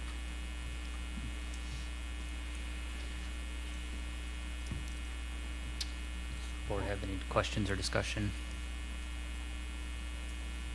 No. Go ahead. I'll make a motion to approve the updated language in the employee handbook for curriculum planning projects and other projects within the scope of employment effective June 5th, 2021. I'll second it. Get a first by Ryan, a second by Kevin. All in favor say yes. Yes. Yes. Yes. Any noes? Motion passes 7-0. Okay. Moving on, the next topic then this evening is revisiting the reopening school grades 3 through 12. Nate, I know, has been busy doing a lot of work. This has taken quite a bit of time and a lot of energy as well. So thank you, Nate, and to the admin team as well for kind of taking the actions that we had coming out of the last board meeting and running with them and coming back this month. So with that, Nate, I'm going to kick it off to you and we'll kind of go from there, open it up to a discussion within the board members here as well, as we did last time. Make sure that everybody feels heard and gives everybody an opportunity to speak. This information is on public content if we've got people that are following along at home and are in board docs, but there is an update on the medical advisory. We did meet and stream last week with that. We had Dr. Geyer and from the Monroe Clinic, New Glarus on. We also had Dr. Michael from the UW Health Belleville Clinic as well. We did look at the recent trends in data at that point, up until that point. They had made a couple of recommendations that you can see there before you. One of those was to wait to bring back students at least 10 days after the holiday break. We would be back the 4th of January, so at least 10 days after that. They also had suggested a 5-day per week schedule. So even in a hybrid schedule, they would suggest using the Wednesday for in-person learning as well. And the reason that was discussed on that meeting was that some of the thinking around cleaning has changed since, let's say, July when we were discussing this before. With the air filtration system, with the sprayers, that Wednesday originally was a deep cleaning day between two cohorts. And the medical advisory now, from what they've been reading and seeing, did not feel that was the need for that for a whole day of deep cleaning was not necessary. That might be certainly more attention paid at night on those Tuesday or Wednesday nights as we transition from one cohort to the next. But they thought that we could do 5 days a week on that. The other things that I wanted to mention were the mitigation factors. So, Nate, yeah. would it be okay? Can we break this down maybe by section? Sure. And just You wanna give an discuss that? opportunity, to have a discussion about the medical board advisory, and see if there's any questions here by the board, and then we'll go on to the next section. I guess so when they say 5-day week, they mean 2 days and 3 days, split cohorts, and then 3 Correct. and 2 the next week. Yeah. So when we talk about the middle and high school being on that DPI model, that would be a cohort A on Monday and Tuesday, and originally there was a deep cleaning day on Wednesday, and then cohort B would come in Thursday and Friday, and then you'd repeat it the next week. What they're suggesting is to use Monday through Wednesday for cohort A 1 week, cohort B would come in Thursday, Friday. The following week, cohort A would come in Monday, Tuesday, and then cohort B Wednesday through Friday. So you're using that day in the middle of the week, alternating back between the two cohorts. Okay.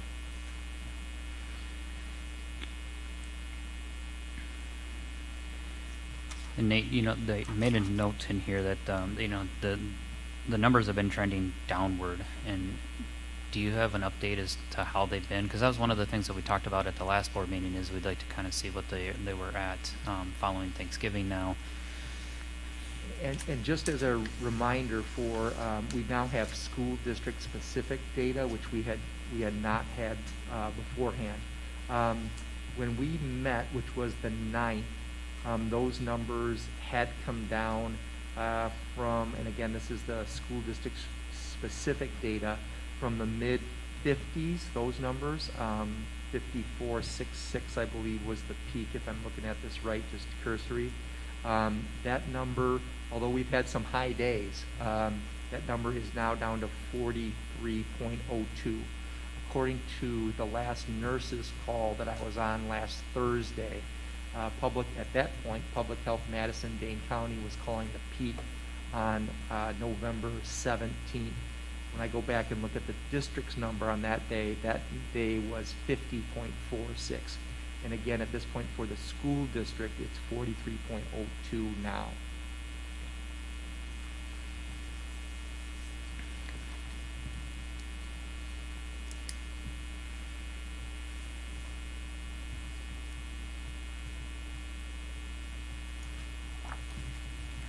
Any other questions from the board on the medical advisory?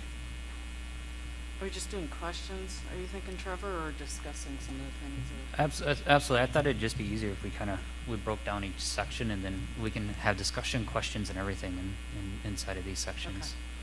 Okay. Well, and I guess I'm rather assuming or hoping that everybody had a chance to watch it. This is the first one that I was able to join. I thought it was excellent. Just some highlights, if I could, then, if it's a discussion, is the fact that it's an absolute positive that post-Thanksgiving has not turned out as some people feared it would with the numbers. I heard a very different tone or suggestions from them than we had previously. Dr. Geyer had said they were from the Harvard that was going to be updated. Harvard metrics are actually thinking of removing metrics altogether. You just can't stay up on top of this stuff as quickly as it's been going on. That's huge. Dr. Geyer also said, and I've got like 4 pages of notes, but I highlighted. I won't go through them. That the level of community spread should not impact whether schools should go back or not. They tend to be one of the safest places. Let's see. A couple other points I just wanted to give were. Dr. Michael, a couple things that he has said is that virtual is disproportionately negatively impacting students. He said, in my opinion, we need to reevaluate, this is not a quote, but close to it, reevaluate the dedication to metrics and set a date. They were both highly encouraging that date. That data suggests that virtual is not a good option, especially for certain populations of the kids. And one thing that Dr. Geyer said that stood out to me was, again, and with Dr. Michael's agreement, that we need to look at the whole child, that it's not just about a COVID test. There are so many things that are, as we've discussed in the past, impacting the kids academically and mentally. Yeah, I was very encouraged that they seemed quite positive on moving forward and on reviewing Dr. Allen's, that will come up later on his video as well. So. And we did not hear anything back of substance from the 2 that were not there. Correct. I had a decline from Laura Anderson. Did not hear back why, if she was unavailable or otherwise. Dr. Loughlin did miss the meeting. She did not intend to miss the meeting. I'd asked her if she has anything to add, and I had not heard back from her.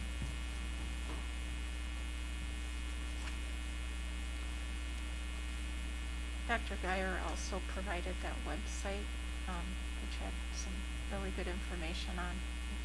If you didn't have a chance to check it out.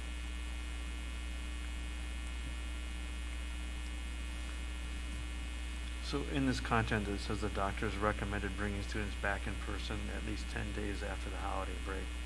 You said January 4th was the end of the holiday break? Is that what you? That would be the first day that we would be back, correct. So the 14th would be, based upon their recommendation, would At be. least 10 days? That would be At the least. earliest that they would That'd be the suggest. Yeah, I earliest. believe that would be a Thursday at the earliest. One of the things, so I kind of spoke a little bit as well too, in conversation with Barb and and Nate this evening, as well, trying to look at the possibility. Okay, if we last month we were discussing 10 days, following that, following a holiday break, and and then in discussion with Barb too is, what can we get back? How, can we get back sooner, right? And actually sitting down and looking at this. Nate and I were discussing, okay, well, if the earliest, the recommendation is the 14th, does that really make sense to bring the, kids in for just 2 days, or would it be better just to start off at the beginning of the next semester on the 18th? But then also keep in mind that the 18th is a development day, staff development day as well. So it would really start on the 19th then. So it's just food for thought. Does it make sense to bring them back, for the Thursday, Friday? And that's one set of kids that are coming on Thursday and Friday. Yeah. Yeah. So if our last day of break is actually the 1st, which is a Friday. So there is a weekend, but if you go by the 1st, then you could actually have 10 days on the 11th. I don't think that's what the medical advisory was suggesting, though, Barb, because they're still going to be with their families up until the 3rd. Our first day back in class session would be the 4th. So 10 days would be the 14th. Correct.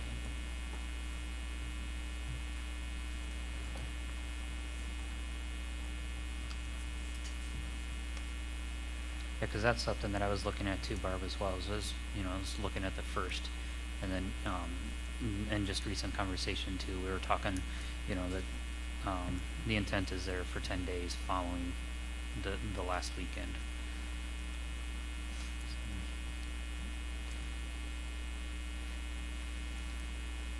I like the idea of waiting the second semester. It's just a good spot to transition at, I'd say. And I personally like the idea of, the 3 days on, better utilizing that Wednesday. I've heard some feedback from the community as well. I'm sure the kids are excited not to have school on Wednesday, but then the parents can see outside of that maybe it's not as beneficial either without that constructed time. And I think not all kids are excited about having that day off. Yeah, frankly. yeah, absolutely, I think right. it's split. It is, yeah, I would agree. So I like the idea that they suggested as well to having a 5-day schedule, alternating the weeks, and utilizing that Wednesday. And one thing I discussed with Nate too is, okay, with doing that, we don't have that down day, but we've also, and he'll talk about that in a minute with the ionization system, but coordinating our janitorial staff to, put in extra help on that Tuesday or Wednesday of that week and that evening to make sure that deep cleaning can happen, and positioning those staff for that. I do have a question about the sprayers. When we had the demonstration a couple meetings ago, it sounded like Steve was looking into getting more of them. Have we actually gotten more of them? We did. We had 9 in. We did have to send 2 back. It sounded like because they were not spraying the way that they should be. So we had 7, but we anticipate those other 2 coming back relatively quickly. And is that enough? We believe so. We were working with 2 sprayers at the elementary from what we've been doing with K2 at this point. So Okay, thank you. when we initially ordered them, remember that was all the way back in the summer, and we had anticipated that's what we would need to cover both buildings at that time in between the 2 cohorts, and then the buses as well. We've gone to a little bit different system with the buses, but may come back to the sprayers then. Okay, thank you.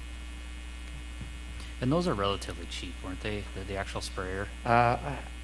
They were just over, I think, somewhere between $200 and $250. There were other models that were much more expensive, but these have worked really pretty well. How are we stocked on the disinfectant that we're actually spraying with the sprayers? Are we? So we haven't had any problems getting the disinfectant. It still is, it's an expensive proposition, and that's something that, if there is more CARES money in the spring, that we would dedicate some of that money to. We are, I think Steve said, again, last time we talked, it's something like $1,000 a month or something like that, just in the chemical that we're using. What about manpower for using them? Yeah, well, you can get, so at the elementary, I've seen it in action, and they can actually work through their rooms pretty quickly with 2 people, 2 sprayers at that time. And again, what they're trying to do is just to get in right after the students in the first cohort leave the elementary, spray down the surfaces.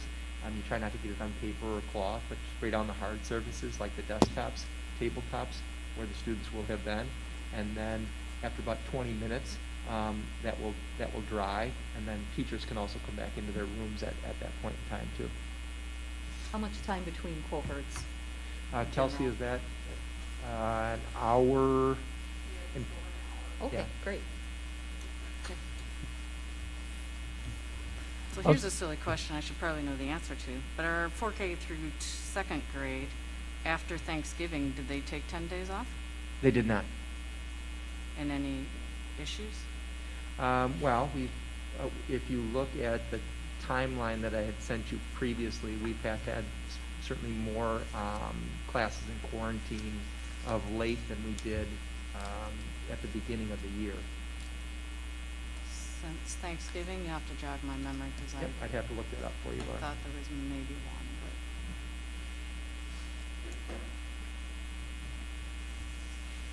Yeah, so we did, since Thanksgiving, we have had 1, 2, 3, looks like 3 staff and 1 student positive out of that.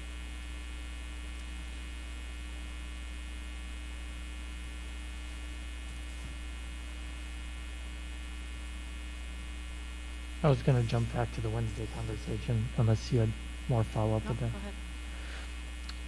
From my understanding, part of the purpose of Wednesday was also to have a dedicated time for the virtual kids to be able to have one-on-one interaction with the teacher or schedule if they needed some follow-up on something. And that's what some districts had put that in place for, along with the deep cleaning. But we were talking about taking away that possibility and being in school for kids on that Wednesday, right? That was where the conversation was going. And that is, I think, Well, to be clear though, I was only talking about the kids that are choosing to come back into that hybrid model. I wasn't going down the road of virtual yet. So I think that would still be a topic of conversation, is the kids that choose to stay that virtual, would they still continue having that Wednesday off? But I think to Mike's question, who are they going to talk to on Wednesday if their teacher is actually physically teaching? Yeah, just to be clear. If I'm understanding see. it Right, correctly. I'm sorry, we're in Mike. 5 days Okay. per week in the middle of high school. Class does continue, and they would be in class virtually on those Wednesdays. Okay. They'd be on A or B schedule still too, right? Correct. Okay. I'm sorry, Mike, for interrupting. I Oh. apologize. Am I understanding it correctly? Nope, I think you are. I think I was the one that Okay. was not understanding it correctly. So Mike, I think there is a balance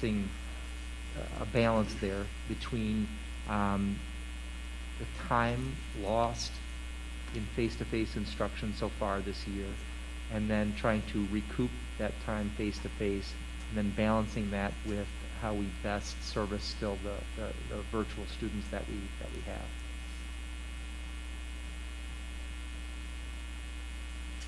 I think that's gonna be really inequitable because teachers right now are focused on virtual students, that's all they have to do. And once they have students in the classroom, they're gonna be forced to focus on them because they're there, they have,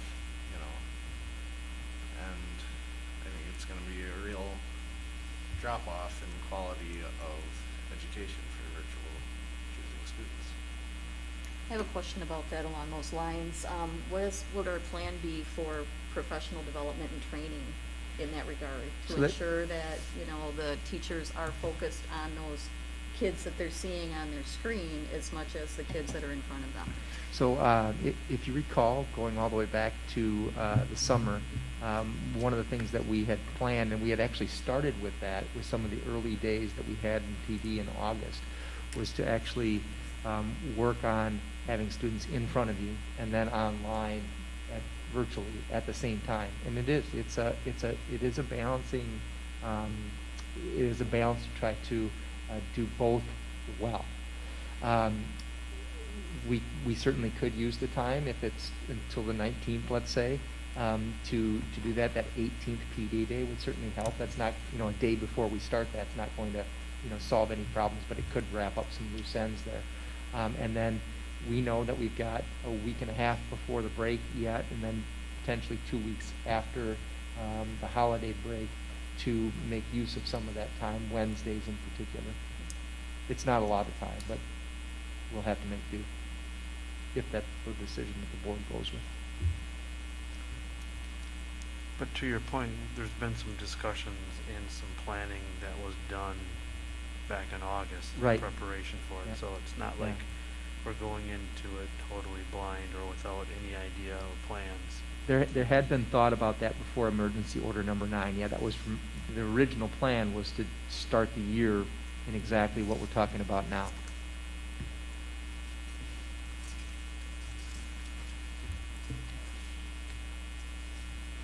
I will say this, do I have concerns like that, Ryan? I do. Do I think that the time that we've been able to have with the patience of both the board and parents at this time to have done as well as we have done virtually, will that continue to assist us? If we do have some students here in the building and some students still online virtually, I do think that will help us to service those virtual students. I'm sure it'll probably be a lot easier too on the elementary side, you know, where you still have one teacher kind of dedicated to the virtual and the other one. Absolutely. Because the thing that, you know, we have to keep in perspective here too, right, is the amount of kids that are actually going to be in the building, right? So if we say that, you know, what was it, 60-some% want to be back, you still have 30% in virtual, but then you're breaking that 60% down again because it's cohorted. So the actual amount of kids that are actually in the building is not that much when it's spread throughout 2 buildings as well.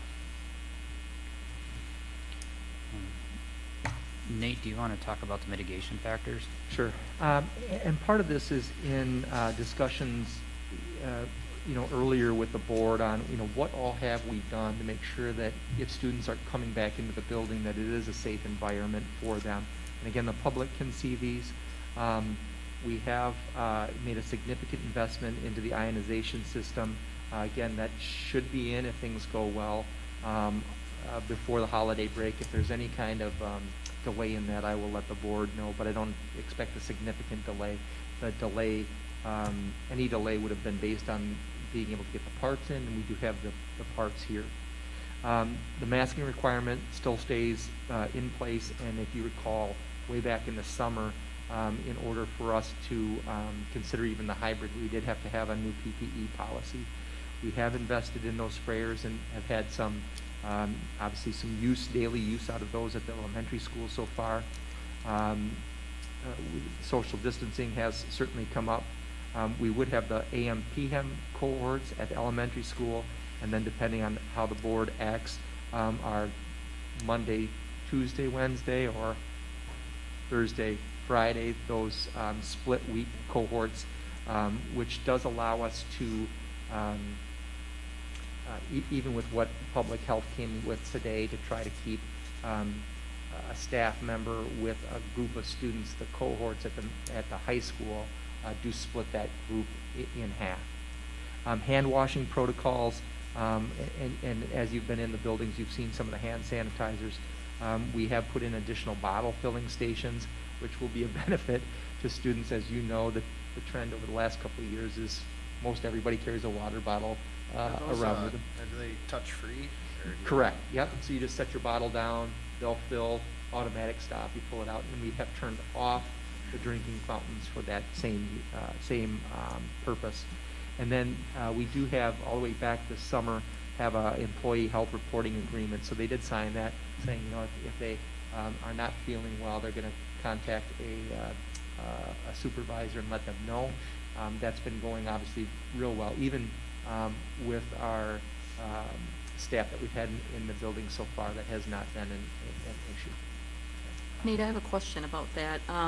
It's the employee health reporting agreement. I'm wondering if there would be anything that we could send out to the parents to ask them to agree to be cognizant of the fact that if they have a sick child, they should keep their child home. So we do have that, and that's actually, that was something that was in the reopening plan, and I know had been sent early in the year to the K-2 students, but it does say, you know, do not send your students to school if this, are in place. Okay. And we've talked about that not only with Marie Perry, the communications director, but with Nurse Becky, the district nurse, and then the principals, making sure that that message is reiterated to those 3 through 12 students who haven't been back yet. Okay, thank you. Is that shared responsibility? It is, and that is something that had come up about, and it was brought up even in our public comments tonight about, you know, everything that we can do as a school, but you know, wanting the parents and community to do their part. So when students do come back, that it is a safe place for them. And also so that it can be sustainable, that we're not having to shut down once we bring them back, that we can continue on and move forward. So I'd like to talk about number 4 and 5 a little bit,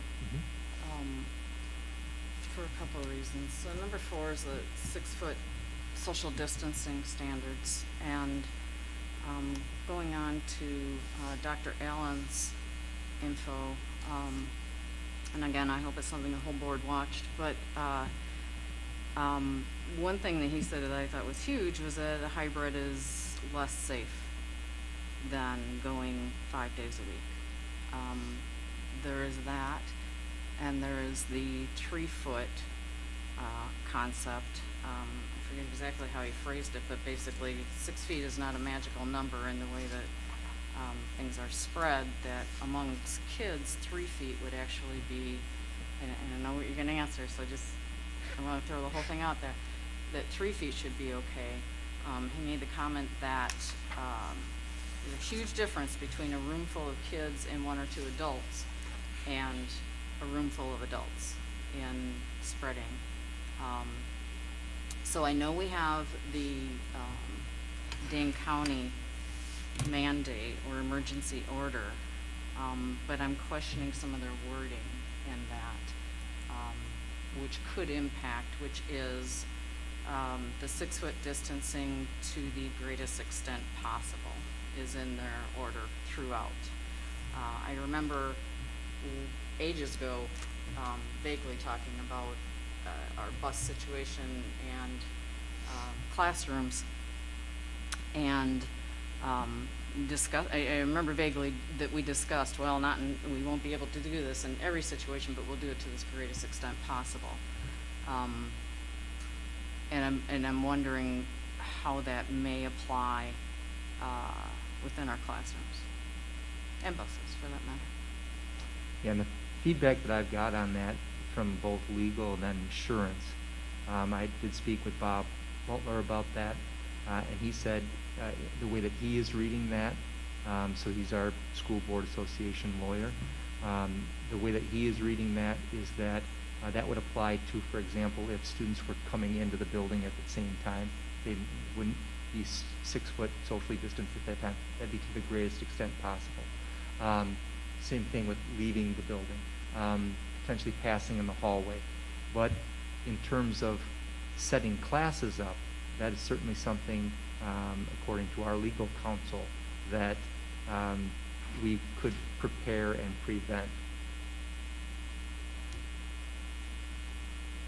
I guess to that point, I think the wording of the cohorting and trying to keep the kids with the same adult is to the greatest extent possible as well.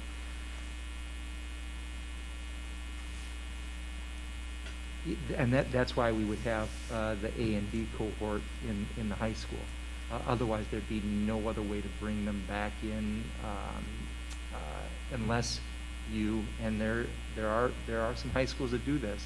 You come into one room and you do it's basically doing virtual school in the school. So you sometimes might have a teacher that would rotate in, but then sometimes you're doing that same virtual class just sitting in a classroom. You literally don't move from that classroom during the day. I guess I was going towards the legal opinion on that part of what we would potentially do from a cohorting perspective for the high school is still following to the greatest extent possible, but the 6 foot distancing rule is set in stone. Well, again, if you read what, I think I have it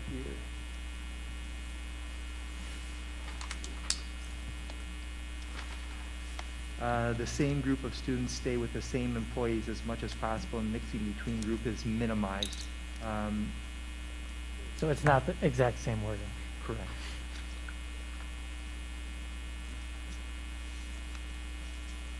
I also did check with Tricor Insurance today, and they were clear that any legal order is something that we need to follow in terms of liability. So here's my continued concern on it. To the greatest extent possible did not need to be added on to that. And I get, I mean, obviously you're gonna have to walk by somebody to get into a school, so it hardly seems to me like that's why they would put it in there. Why not just have it? In fact, sometimes the wording does not include that, and it's for those that don't have masks or aren't able to wear them. So I guess I'm not fully convinced that we can't move forward from not only a legal perspective, but a safety perspective when we're hearing that hybrid may be less safe than bringing them in, and that 3 feet is sufficient from the creator of the Harvard metrics that we held up. And Dr. Michael Amis and Dr. Geyer were both saying that his information was excellent. I'd asked you to forward that link, Schools for Health. Huge information on, with kids, this is the safest spot. They need to get back in. We've done so much damage being off since last March. And essentially, if we went with the original or the current recommendation, our kids are only coming in 2 days a week, those that want to, or whose parents will allow them. I still question why we just have to go with the 6 foot when there's, words matter to the greatest extent possible. I get what Bob is saying as far as you come in or as you're at a locker, except that that's not in there. That is an interpretation. And, Well, but and he's a lawyer. I think we need to listen to what he's saying. But I still think as a district that we ought to question it. There's other medical impact and advice from people that we have thus far said we really want to listen to these people that are saying it can be short. I'm not saying put every kid 3 feet away, but if we go to the absolute extent possible, whenever we can, 6 feet. But if we then, if it's impossible, because they still are tying our hands to be able to educate our kids.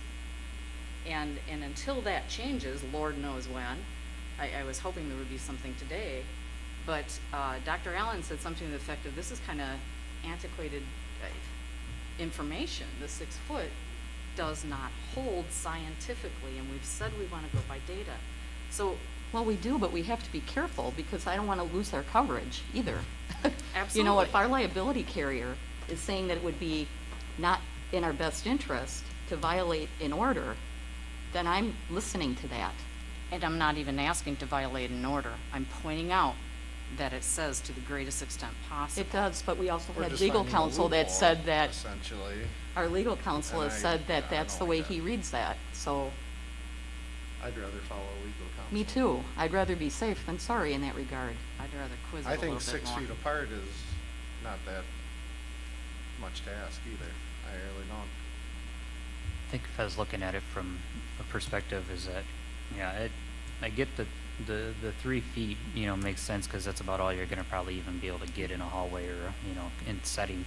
I think what the purpose is though in that, because if, this is my, again, interpretation, right? But if we're trying to break this down using science, they say that, you know, contact, you know, of anybody that's, you know, could be positive for more than 15 minutes, right? Within 6 feet for 15 minutes is kind of what they've been saying.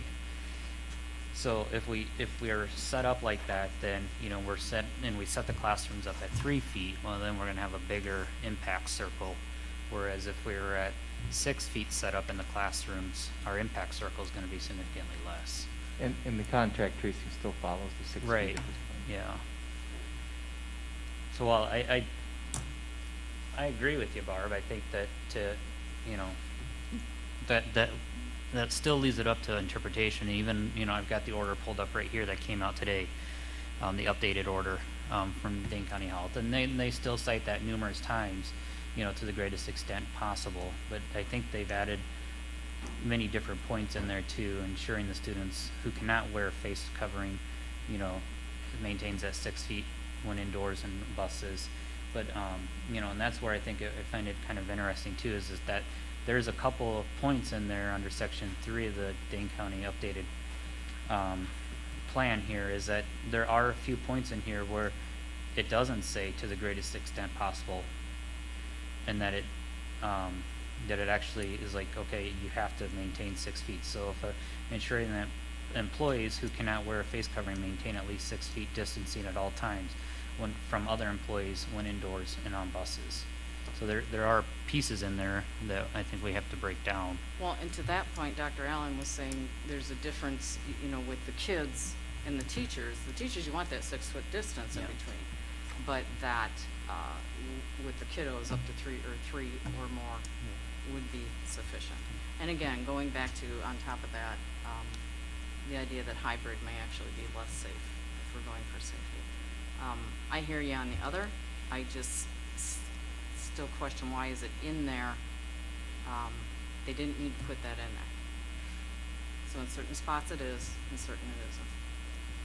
But I think because it's in this order, we have to try to make a solid effort to try to maintain that 6 feet whenever possible. Is it even feasible to bring all the students back, forget the hybrid model, and just bring them all back and still try and maintain a 6 feet as much as possible? I see busing as a real issue, but once the kids are in school, is it that big of an issue?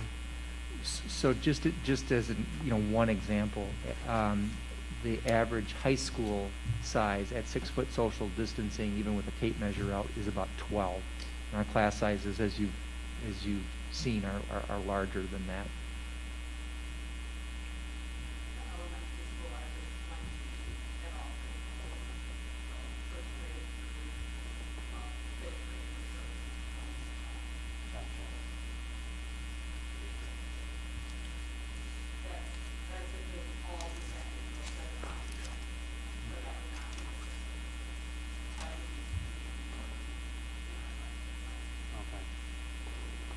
Okay, so just then playing devil's advocate here too, so then if we take a look at the percentage that we could see coming back, right, what would that take our average classroom size down to?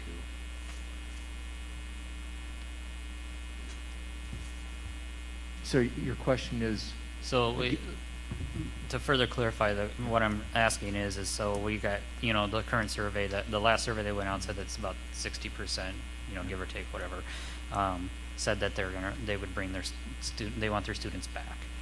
So if we take that 60%, break that down, what would that make our average classroom size? So that's going to be very different at the high school because you're going to have different number of students in each of those classes. At the elementary, do you want to come up and address that, Kelsey, so that they can hear you? I would assume it'd same probably class be right sizes there are going around to be that different 12, per grade 13. level there as well. So it would still be, are you talking about full days then, Yeah. Trevor? Well, I guess, and I'm just trying to, Sure. just to make sure we got everything on the table here. Yeah, definitely. So Not saying because that of the I'm way we swinging have that it way. set up where one teacher per grade level would stay virtual, and we're looking at, say, average class sizes of 60, about 20 of those students would stay virtual, 40 would be in person between 2 teachers, so you'd still be sitting at a class size of You would. 20 Okay. at each grade level. And right now, K2, we have, with the AM, PM, it's about 10 or 11, and then 10 or 9 in the Okay. morning and the afternoon. Okay. I think that helps, put a little perspective on it too.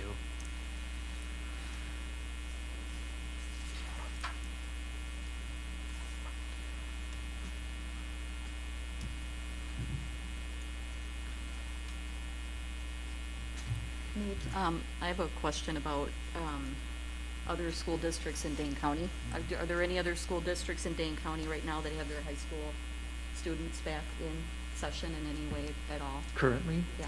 Not that I'm aware of. Not public schools, I should say. Sure. I'm not in tune with the private schools as well.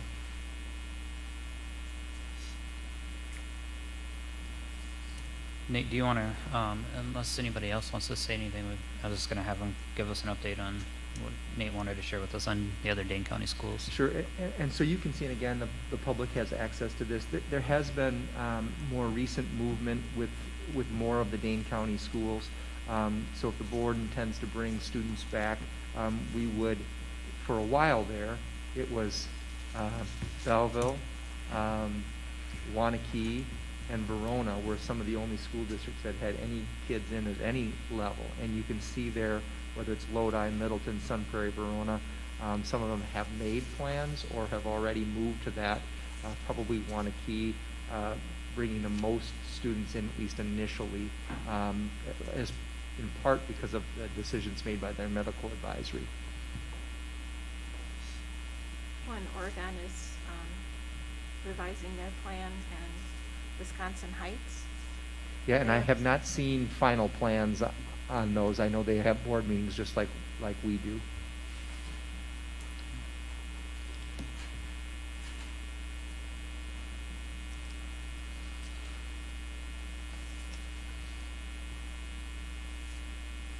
I know that we've talked about if we were to go back into school, bringing kids back in, we would look to bring in grades 3, 4, 7, 9, and 12 first and kind of stagger the grade levels. Is it possible to bring everybody back on the 19th versus staggering them a week? Yeah, the purpose of that, as the administrative team had looked at that, is, and part of this is based on our experience with K2. If you would have seen the first couple of days of K2, there were some kinks to work out in that, and that gives us some time, only 1 week in between, but that gives us some time to get kids back into new procedures that we have never had. They haven't had grades 3 through 12 and before. Make sure that those are in place before we bring the other half of those in. And again, part of that is just based on our own learning from what we've seen at the younger grades at the beginning of the school year. One of the things too that I questioned Nate with is if we looked at moving to, a January date of bringing the kids back in, obviously with the 18th being off, I asked him, I said, then, could we, possibly then propose out there that cohort A would be Tuesday, Wednesday that week, cohort B would be Thursday, Friday. So then that way each group is getting 2 days at least on the high school side into the building that first week. So Trevor, you're referring to the 19th and 20th for a cohort and 21st and 22nd for another cohort? Correct. Or I'm listening. if we're talking about the 14th being 10 days after, can you do it one day, you bring in one group on the 14th, you do one group on the 15th? And then we hit the ground running second semester with everybody in. By everybody in, I mean if you're looking at them. Yeah. And Heather may want to chime in on this, but typically you'd want at least those 2 days because you've got them running through both their A day and B day schedule instead of just an A day, and then they'd be off, and then the next group would come in for a A or B day. That's why you'd have them in multiple days, those 2 days in a row. I got a question. Oh, sorry. You can go ahead. I'm just not following that. What is it they would have to, so now you're talking high school, what is it they would have to learn other than freshmen whom it would be new to? Why 2 days? I get that there's an A day and a B day, but what are we teaching them differently on B day than A day? I'm not saying that, Barb. I'm saying that that group would come in on the 14th. You'd have a cohort. If you wanted to bring a different group in, basically they'd get one A day, let's say, in, and then the next group would come in and only get an A or a B day in, instead of that same cohort getting their A and B. So they'd see all of their classes in those 2 days. One other thing, I want kids in here as soon as possible too, but just logistically, because it is still semester 1, right now we are ready to go for semester 2 with class sizes of 12. Depending upon what a survey would say, we may have to move some A through L kids to the M through Z. We know that, but we would have to do that yet again for that Thursday and Friday because we're still in semester 1. So we would have to readjust all of those numbers at the high school for 2 days, and I know we want them back, but that would be a lot of logistics to make sure we have them in groups of 12 or less for those 2 days. I have a question about the hybrid at the elementary school. So the suggestion is that we keep it the way it is, which would be half days. And is that primarily because we would be getting over the numbers that we're looking for if we were to go full days at the elementary school? Is that the reason why we want to do that? Yes, Okay. we definitely couldn't social distance because Okay. and third grade's a good example. There are only 2 teachers at third grade. We've got 25 students that want to come in the building. So we'd have a class size of 25 at third grade and about 20 students learning virtually. Okay. Fourth and fifth grade would both be 2 classes of 20. Our class sizes or our classrooms are just not set up to, I mean, they're not really set up to accommodate 20 students in a normal year, but then 20 students when you're trying to social distance. That makes sense. Thank you. I just difficult. wanted to verify that. Yep. I got a question about the scheduling of the 2 different cohorts. So our PD days are always on Monday. How many of those do we have left? We have January, March, and May, I believe. So anybody that's coming on Monday, anybody who would come on a Monday or Tuesday is going to miss 3 days versus people who are in on Thursday, Friday. How many? I don't think we have any vacation days built in on Thursday, Friday. That wouldn't be the full week like spring break. Rotate Yeah. though? Heather, do you want to address? Monday, Tuesday, 1 week, and then you'd be. Yeah, so Heather's been looking at the AB calendar, which we always post, so she can Yeah, address so it. I've been playing with that. So those 3 weeks, that 1 week in January, March, and May, the group 1 would actually, everybody would have 2 days during those weeks. So group 1 would come on Tuesday, I would have it switched around. So group 1 would come Tuesday, Wednesday that week. Group 2 would come Thursday, Friday for those 3 weeks. Each group would have 2 days. And then that suggestion from the medical advisory with the rotation of Wednesdays is your A cohort would go again, A day, B day, A day. And then the next time they were on, they'd go A day, B day, B day again. They'd have to change that around a little bit. So you'd rotate through, if that makes sense.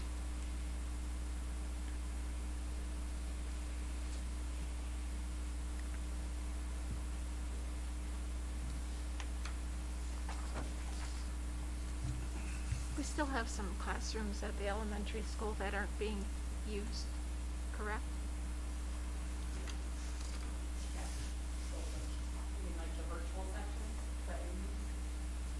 Well,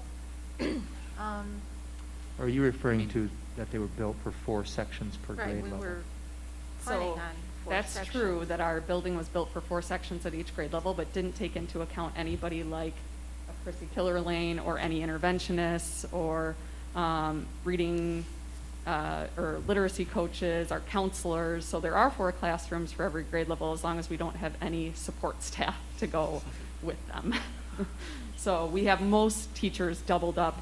Chrissy's actually doubled up with 4 other people, so she shares a room right now with our 2 counselors and our school psych. So we're running out of room quickly there because of that. I think the one open room we have right now without a body in it is our band room. That's the only space. Thank you.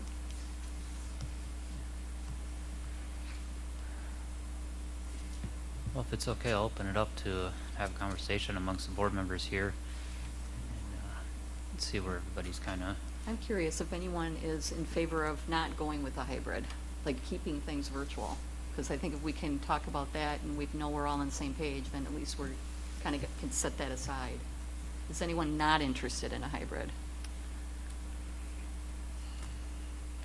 I'm really on the fence about it. Are ya? And I think it's the numbers that concern me the most, because we waited until the height of the pandemic to bring our kids back, and that's what's really bugging me.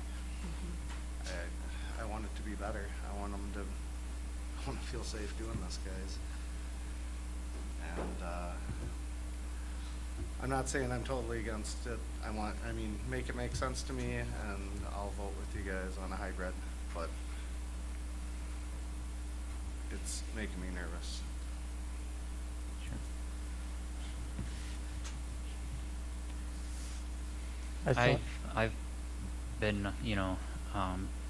I've been, it's taken me quite a bit of time. I've been very open about staying virtual for a lot of the same reasons. And while I agree, Ryan, I think, you know, there is still a major worry out there. At the same time, too, I'm trying to, you know, I'm looking at the science, you know, I'm looking at the safety practices that we're putting in place, and to the fact that we're still giving an option to the parents. That it's still hard, you know, but at the same time, because you know, what I believe is right, you know, isn't always the right answer for everybody else either, right? But removing politics aside, looking at the science behind this, I would be in favor of moving to a, you know, a hybrid model with everything that we've been talking about, with all the safety practices, and kind of seeing where that can go from there. I still think that at some point here, you know, as the vaccine gets moving now, you know, that we'll hopefully continue to see those numbers go down as we get closer to herd immunity. That's going to take some time. Normalcy is going to be, you know, another year, 2 years away before we get back into anything in a normal, what we're used to. What's happening now is that this new normal has become the normal, right? And now, you know, we're growing impatient with that. So I think that's, you know, a cause for concern. I bring myself back around to the fact that we almost play a different game once we get the kids back into the school, right? We've got this big hurdle to get over to get them into the school, but once we get into the school, we play a whole different type of metric system that, you know, either quantifies whether or not we're going to be open or not. And that's really coming down to the caseloads. How many cases do we have? How many students do we have impacted? And how many teachers are out? Can we sufficiently staff and teach a quality education? If not, then we shut down. So based on the pandemic, you know, based on Dane County's, you know, order that's been nullified, we've just got an updated order saying that the school should reopen. You know, again, that's, you know, looking at what's above us and science and legal mandates. I think we have to present it as an option, you know, to get them at least back into the hybrid model. And then we need to, you know, then assess, you know, how do we put a plan together of what bringing everybody back in looks like. I want the students back just as much as everybody else, because I understand, you know, the mental, the social, the parents. I hear you guys out there, you know, because my wife does the same thing. She's a stay-at-home mom, and she's with these guys every day, you know, all day long, not getting a break because you can't go anywhere, you know. So I get it, you know, and I see the stress, the anxiety, you know, between my wife and the kids and stuff too. But at the same time, you know, we're making a personal choice as well. So removing that aside, I think moving to a hybrid is, you know, is the right step in the right direction, and then looking to what an all-in would look like down the road to see. And I've kind of talked to Jill about this a little bit too, is that, you know, I want them back, but, you know, at the same time, I don't want to throw things in. So we've taken our time at this point now. I want to move quickly, but I don't want to move too fast where then we have to go backwards either. So, you know, taking this onboarding approach of a little bit of caution has always paid this district well, and paid it back in dividends by not always being the first one out of the gate to do something, you know, kind of seeing how everything else plays out and then taking action, because usually then our plan is the right one and we don't have to change it a million times. So I guess then to follow up, I guess the other question would be too is like, you know, with Ryan being on the fence of being, you know, are you wavering of going to hybrid or not? Is anybody on the other side of the fence that is looking at, you know, that would be, you know, are looking to go to all in right away? I'm going to respond to Ryan first. Sure. Before we Go jump to ahead. that. Go ahead. I think I was in a similar situation as you, and I think after I thought about it for quite a while, I think I came to the conclusion that I think at least the hybrid model is going to be better for kids, and that's how I reasoned it. I mean, I want them to have a choice, but then we're shifting choice to the parents and the students and taking it away from the teachers. They're, Exactly. That is a valid one point. for the other. So, I mean, now the teachers don't have a choice. I either come back or don't have a job.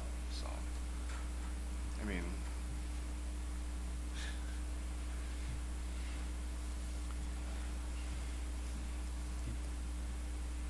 And I hope the staff know too that, you know, we as a district, the board is willing to do whatever we can, you know, within reason to, you know, help put those safety measures in place. You know, if they feel like a plexiglass barrier or something, you know, we look at doing that, you know, whatever we can do to help make that, you know, help them, give them that little bit of peace of mind. There are still some that are going to feel that they can't come back to work. Yeah, yeah. And I want to believe that the staff that feels like they can't come back to work or don't want to come back to work, I want to believe that there's still a virtual teaching option then for the staff as well. I mean, there's an option for the families and the students. and I think at Who the knows middle what the school numbers that's will shake easy out to do. potentially. Or at the elementary school, that's easy to do. But It- once you yeah, get to it middle and high definitely gets- school, Yeah, true. that's, I mean, As soon as it's you not get to gonna sixth be the grade, same. it becomes much more difficult to do Sure. that. I think one of the things we need to consider is the fact, and Nate pointed out in her, her notes here, that, we've got grades 3 through 12 that have not been in person since March. It's a long time to be missing out on that face-to-face instruction. I just really feel like, I personally am not prepared to go all in right now. I just am not, but I feel like hybrid was what I wanted back in the September, August. That's what I voted for. I realize, Ryan, you're right, the numbers are higher than they certainly were at that point, but also we didn't have an air filtration system that we're gonna put in. We know more about this virus than we did then. I really feel like the kids are going to really have a stake in this too, especially these older grades. They know that they've got to toe the line if they want to stay in school. They want to be in school. The majority of the kids that I've talked to, they don't want to be virtual. They want to be in school, and I think they're going to do whatever they need to do to try to, prevent spread and to do whatever they need to do to get what they need, because they're not getting it right now. I mean, I think we've all seen the letters. I know we have. We've all seen the messages. We've all heard the comments. It's just March 13th, we're coming up on a full year very soon if we don't make a move. And I really feel like we've got to do something. I said it a couple meetings ago, we have to move the needle. We just haven't done that. And I feel like, we've got a medical advisory committee that has now indicated that it can be done safely. I'm in favor of following the order, though. I'm not in favor of doing anything that would jeopardize that. So, to me, hybrid's the only answer.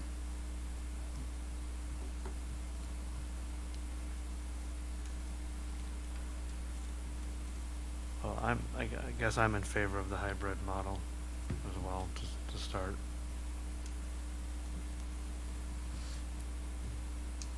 Okay. Marion?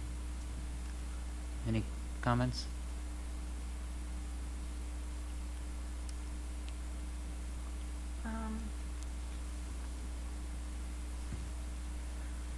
Yes, I'm in favor of the hybrid model if that's how we can get the kids back to start. I think that it would be great if we could, if we had another option. I like the idea of the January 14th start, just because, we like that trial run, and to show us that we can do it.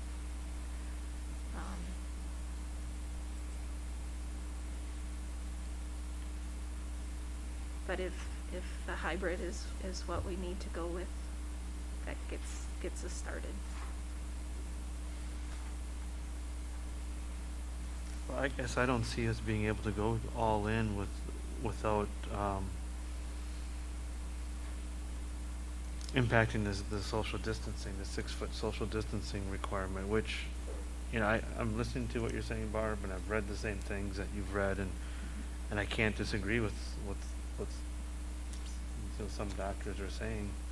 But I also, you know, back to Jill's point, we have to listen to what the legal counsel is also guiding us with and what they're saying. So that leads me to the hybrid model. Kind of back to what you were saying, Joe.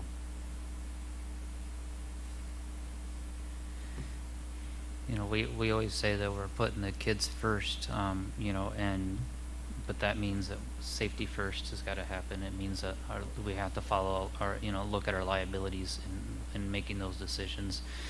And that's where I kind of come to as well, is that, you know, we have to look at our liabilities. And if we're purposely, you know, not following our legal advice, that opens us up to some potential issues. But it's not my turn to talk again, and it is up to Jill if you would like to make any other comments. Barb? I'm sorry. Oh my goodness. You're looking at Barb. I am. I am so sorry. I am so sorry, Barb. Okay. Speaking to Ryan's, if I could encourage you to have faith that we're going in the right direction. All those parents you've heard from love those kids more than life itself. They wouldn't be asking for this without feeling like, I'm one of them. I wouldn't be asking for this if I thought I was putting my kid in serious danger. The top 3 mitigating factors we've got nailed. It's washing your hands. I'm pretty sure we can handle that. It's wearing a mask. We got that down. And it's having purified air. We've done all of those things. All of the doctors that we've been requesting information from have said that time and time again. And it's evolved. You know, back last summer we thought differently, but medical approaches to it have improved. Our knowledge of it has greatly changed, which is part of the reason, shifting slightly, that I am pushing against the 6 foot in the wording. And Kevin, I appreciated what you said, that you're hearing me on that. I would be, and this will shock all of you, I'd be perfectly fine with starting all 5 days a week. That's tongue in cheek. I would be okay with it because of what I know and the safety factors. I'm hearing pretty strongly that the rest of you would not. I see one other possibility. I don't want to put this district in any liability issues whatsoever. I would not knowingly do that. What I'm saying is there's a possibility it wouldn't, and that it is still safe, and that we could look at lower numbers or lower distancing. That is not the tell-all that is going to keep people safe. It's those top 3 that they repeated again: the hands, the mask, the air. And we have done huge things to make sure that that's safe. So another possibility, and something I could get behind, is we start off as soon as possible. Maybe I'll bicker a little bit on the start date, in a hybrid, which would include Wednesdays alternating, per our doctor's advice, with a couple assumptions that we start doing some pursuing on the whole reasonable adherence to a 6 foot social distancing to the greatest extent possible. And I know you asked it of Bob, but if we can push that more. And here's another thing: we sit as a board of 7 in a local Dane County district, and I think it's time that Public Health Madison-Dane County hears from us. If they stick to that, and if we do have to go by it, we're stuck for an ever and ever amen until it's removed. Our kids get 50% of education in the classrooms. I think it's unacceptable. Again, as Jill pointed out, this has been since last March. 50% is not huge. I'm not swinging from the chandeliers on that one, but I can live with it for a bit. But when we say moving, as you mentioned, we can't. Yeah. If we're saying that the 6 foot adherence, that's our big roadblock now. If we've nailed everything else. I do want to know that we've looked at every possibility of doing that distancing, and what I'm hearing from Heather and Kelsey is they've tried to figure it out, with Melanie, I believe, as well, for space available, what extra rooms we have. If we can't do it, we can't do it, but it's December 14th. We've got some time here between now and when we're talking about opening. We can always have an emergency meeting. I don't know, is there any chance Public Health is gonna change anything on the 16th when their last order that you're hearing? I'm Or not going was to this predict it? what public health is going to do anymore. Yeah. Yeah, literally, I was not informed of this email or this release at 4:01 p.m. Right. I had to hear it from, actually it went to Becca Johnson first. It did not go to the superintendents at 4:01, I can tell you that. Wow, that's a little bit of disrespect right there. So I think we pursue it. I really do. We sit with, we are a school board, guys, in Dane County, and what they are not is educators. So I get they've got the health part of it, but we're representing kids and the educators, and I think there's good cause for us to start, call it pushback, if you will, but at the very least, start asking some serious questions that we expect some responses to. And I don't want to put it all on you, but you do it, we do it as a board. I think it's time. If that's the one hurdle, and science and data is saying otherwise, perhaps it's time to encourage them to catch up on that. I have to think we're not the only board thinking this. And that probably because other boards have contacted them, that's why some of these changes have been made. One question I do have, because I can't keep up with all the legal action that's going on, is that the order is being contested, correct? It's in court in at least one or two suits right now. The Supreme Court did hear it. We haven't heard an outcome of Is their that the decision. only one, though, the only case? Far That's as I'm relating aware, to Order yeah. 10? Then they have, for example, they added in like Racine into that. Okay. For example, All so right. yeah. Okay. I mean, for me, the sticking point is the 6-foot distance, because we cannot do that at the elementary school, for instance. And there are certain classes, even at the high school, that are gonna be a little bit difficult, I would think. Might even be difficult with the cohorting to some degree even. I mean, depending on how many kids you're gonna actually have coming back. I look at this as just the first step. I mean, this is obviously just getting to a hybrid level. We've gotta be moving toward the plan to get everything back in person. Now the question then becomes, and we're gonna have to, I'm not saying we need an answer tonight, obviously, but what happens in the future? Will there always be a virtual option? Or what's going to be the litmus test for us to decide we're not offering it anymore? There's that too, so. Yeah, that's a good question. Yeah, it's Yeah. something I've been thinking about. I mean, that's a messy one, but I think it's something we're gonna have to look at down the line. There's gonna have to be some sort of thing that we're gonna need to see. Are we gonna always offer it? It's a lot to expect of teachers, long-term. I mean, I get it right now, but, and staff, And it could be that maybe if it is something that is out there possible for the community, maybe it is something we look at, whereas we just have set teachers, Maybe. I mean, and I don't know if this is just gonna be a movement in general in Yeah. education. Hard to say, I don't know, but I do think that our district is small enough. We've put all these measures in place right now. I mean, we spent a lot of money, a big investment on that air filtration system. The other thing that I know you didn't mention, Nate, but I think it's important, is the fact that we have really looked at things like the lunch period even. Right. I mean, we're making a point not to allow kids to really, because that's what I worried about, especially at the high school and middle school. I think the little kids have actually proven themselves to be pretty good and reliable about keeping their masks on when they're supposed to. But I'm a little more worried about the high school and middle school level. When you're at lunch and they're just talking smart, I think it could be really easy. But I know that Heather has talked about a plan for that as well. So I really feel like due diligence has been done. We've really looked at everything to try to minimize the risk. And I've got 2 kids in the high school, so obviously I care too. All of us have kids. Many of us have kids in the high school or in the school district, period. So obviously we want what everybody else wants. We want our kids to have some semblance of normalcy again and to learn, because there have been many times we've heard from parents about the fact that academically things have fallen off, and that doesn't even touch the social emotional piece. So I do feel that this is a good first step, but we need to continue to strive toward figuring out what our long-term plan is going to be. I guess I don't know what it would look like, Barb, to contact Dane County I don't like the word pushback. I think that's very aggressive, but I think that it's fine to question. I don't have any issue with questioning.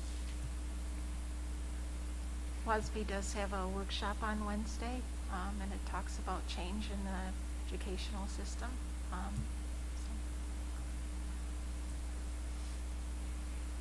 I think it would be good for one or more of us to attend. Can you forward that information to Nate? I think he has. Okay. I got a question about the mitigation factors, specifically the air filtration. So maybe somebody can fill in a gap of knowledge of mine. So if I remember correctly, the recommended air exchange was 6 times per hour, if I remember what Dr. Allen was saying. But you had said you can do it in 30 minutes. That would be twice per hour maximum. And so That's the entire building being air in, air out in 30 minutes. We do, like I said, we have Alpha was in today. They said they'll be back again tomorrow to start installation. And then remember, they are half of our controls for HVAC. And so they can run Steve and I and Chris and the principals through that recommended number of rotations, moving air through the system during a given day. Well, I think we're talking, and correct me if I'm wrong here, but we kind of talking about two different things. We're about the ionization system and how many times a day that's running, and then how many times are we exchanging fresh air from the outside? So remember, the ionization system only works when you push air through it. Our system is based on bringing it. Most of the time, it's bringing in fresh air into the system. But remember that Alpha also controls half of that. That's up here, I believe, at the middle and high school, that they've got those controls. So they should be able to help us and give us recommendations as to the best way to run our system, and we can do that in the next week while they're installing that system. So I'm sure it's somewhat of a balancing act too, because if you bring in too much fresh air, that's all going to generate. The need for heat is going to be a lot more. Yeah. Correct. So the intent while kids are here stagnant is to exchange air 6 times, and then between when new kids are coming in to run the ionization. Am I getting that correct?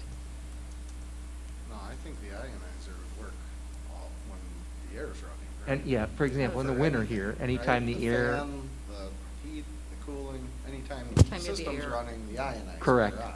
Anytime there's air force through that system. Yeah. So essentially, it's running all day until we shut down the air handling systems in the evening, right? On days when it's not too hot or not too cold and there's no air running, it's not going to run as much, or But you can set a system. But you could have a fan run. Correct. Yeah, absolutely. Which we probably do anyways. I mean, just even though there may not be any heating or cooling, we're probably still exchanging air.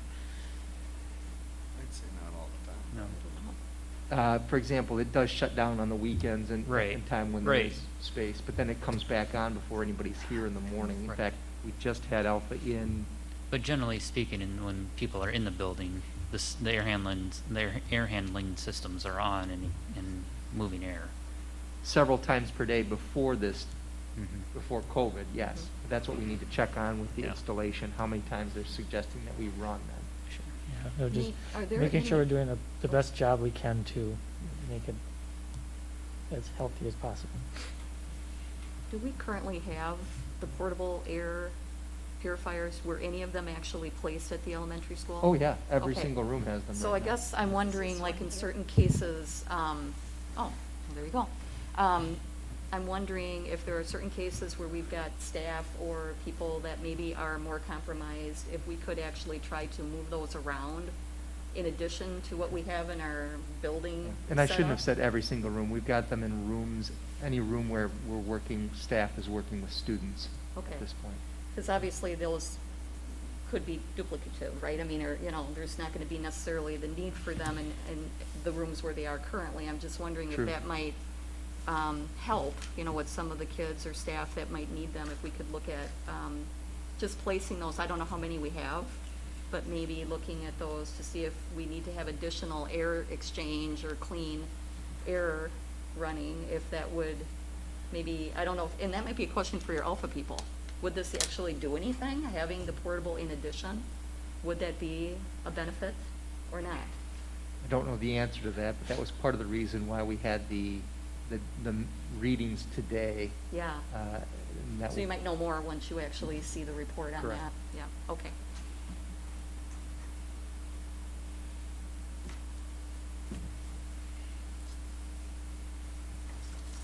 Sounds like there's some consensus then on the hybrids at the two buildings. 5 days a week. The start date is still, and I don't know if Heather needs to explain that one more time. The start date before the semester is going, because we've been putting effort into creating schedules, just to bring them in on the 14th and 15th would cause more scheduling to occur for those 2 days. Can you repeat that again, Heather, just so I'm clear?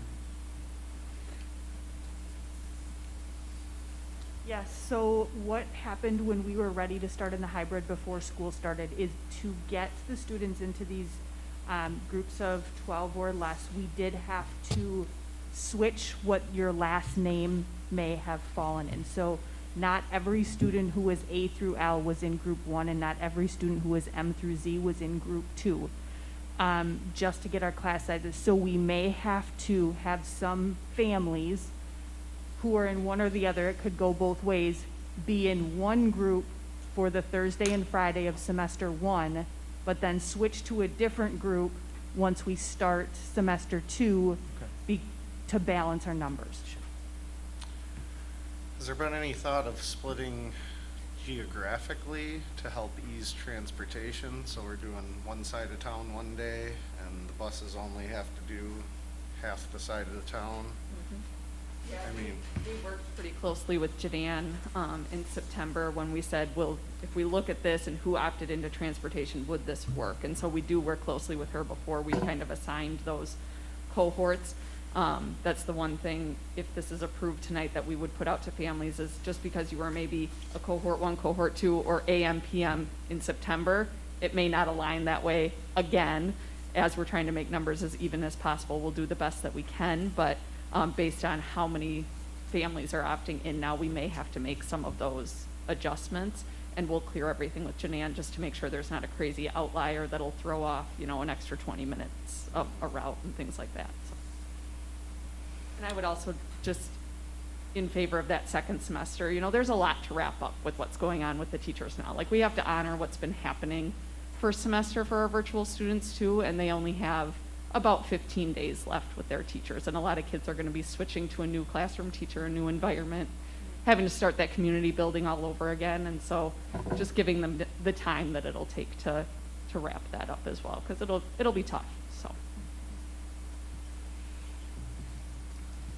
Those are good points. I'm wondering when we talk about the community kicking it in to make this successful too, if we couldn't, back when we did the last survey with buses, I think a lot were willing to bring their kiddos in, and maybe Correct. we just say, if you can help the district out, if you're able to drive your kid And that did, yeah. children to school, that would be a huge benefit. That's a great point, Barb, because that at least when we had that information in early August, it really did reduce the number of students that we had on the bus and made it safer for them on the bus. It reduced the number. Remember that most of our bus drivers, kind of like our subs, have been around for a while, tend to be fairly cautious, and so whatever we can do to reduce the number of students riding the bus, I think would help with the job that they're currently doing. I would say at the 4K2 level, it's been great, the parents who have been transporting, and we have a long line of parent pickups every day and drop-offs, which is greatly appreciated because we can maintain that 6-foot distance on the bus right now with all of our assigned seating. So that's been very helpful. So we talked about that exact thing today, Barb, is that we would still encourage, and Stacy and I were just talking like, okay, once we know who's coming and who's staying virtual, that's step 1. Step 2 is how do we get kids the food that they need, whether they're virtual and in person, and then how are we going to get them here? So that'll be our next step. So, what would be the plan in terms of if a family decided to go hybrid, for instance? I'm assuming that they would stay hybrid, right? I mean, do they have to agree to be in a certain model versus the other? Or what happens if you have someone who's in virtual and they see, oh, this looks great, I want my kid in there now? So we do need, and Kelsey and I were just talking about that, so she's creeping back up to the mic, because we were just talking about this. Okay. The easiest thing to do would be to have the commitment for the entire semester. When Kelsey and I were talking, we realized that there's going to be some, on some part, because we have heard from parents that right now are not real comfortable, but they may be at the end of, let's say, term 3. And who knows where we'll be at that point through the discussions tonight. But we're asking them for at least a term so that we get there's a lot of planning that goes on between setting these cohorts up, setting classes up, and then having that happen. That happened at the elementary between term 1 and term 2, and we did have to hold off some families that wanted to make a change at that time, but they were, for the most part, patient, and it did work out. I don't know if you want to add anything to that. Yep, Kelsey? so we're in our second round of that for 4K through 2 right now. So then in my parent newsletter, and I send out a sky alert that says, any families 4K2, we're coming up on term 3. If you're interested in transitioning back, please contact me. For this upcoming term, we have another 5 kindergartners that are interested in coming back, 1 4K-er, 1 first grader, and 1 second grader who would like to transition back. So it works well when it's only 1 or 2 and we can even out. The only fear, which I expressed to Nate, is if I'll use 4th grade as the example, the 20-20-20, so we've got 40 kids in person, 20 kids virtually. If now 10 of those kids want to come back at the term, and now we're sitting at class sizes of 25, and the virtual teachers at 10. So that's the downfall in our model a little bit, is so that semester commitment would be phenomenal, but we know that, the world could be very different in March as well, so to try to accommodate that the best that we can as well. Okay, thank you. So to answer your question, we'd be asking for a term, just like we did at the start of the year. Okay, thanks.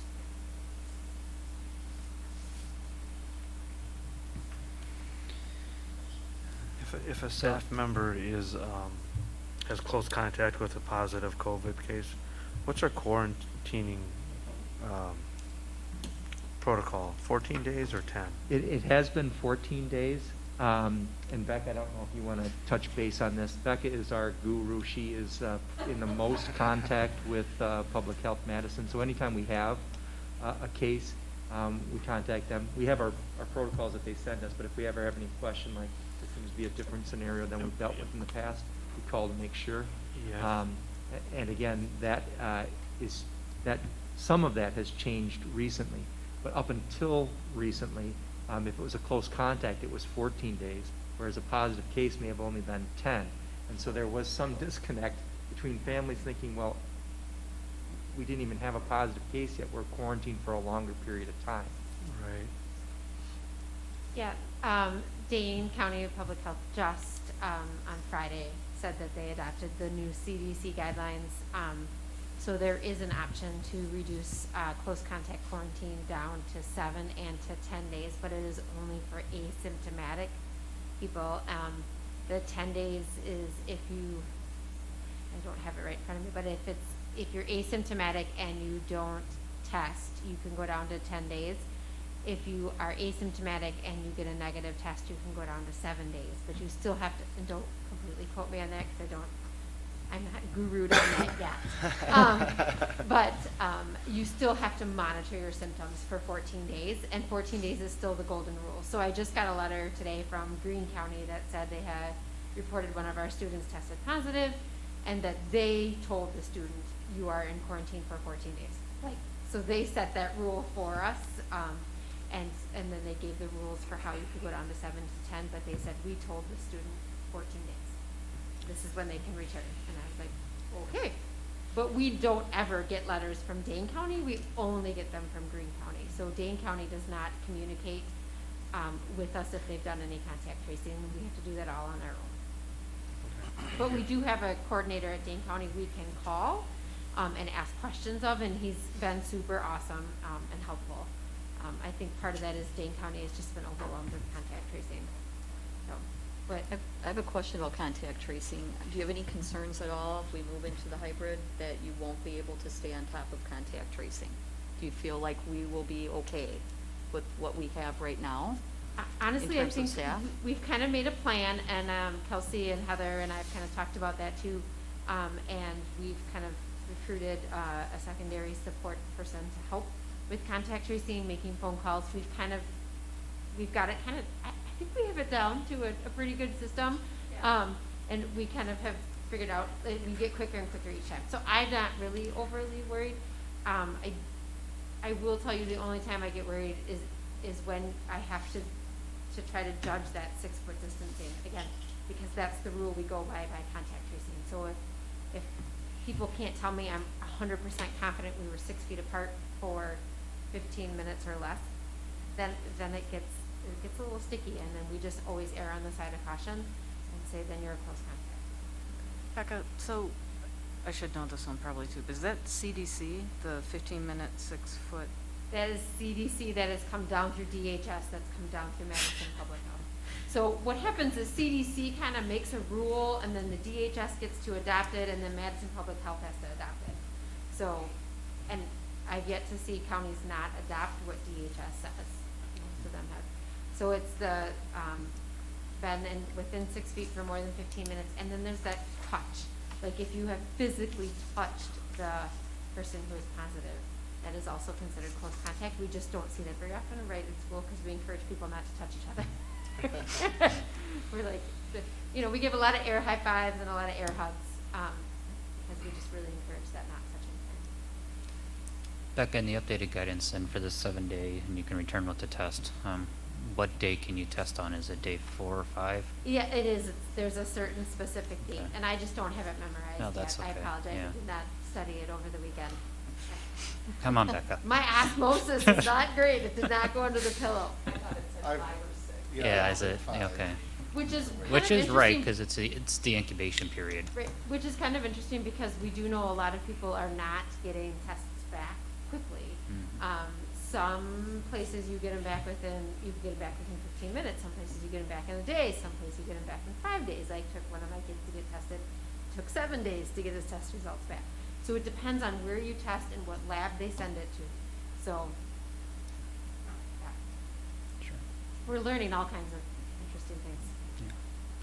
So Thank you. Kelsey, No. for the staff that's, teaching in person right now, are they wearing a mask and a face shield, or what's the skinny on that? What are they doing? The majority of staff just wear a face mask. For some of our interventionists and speech pathologists, they have a plexiglass barrier. Okay. And typically they have like a little slot underneath, like a baked teller type thing that they'll slide things back and forth between students. So those are the ones that have more like face-to-face direct contact with students. So that is something that we would need to reorder if staff were looking for more barriers for small group or one-on-one work.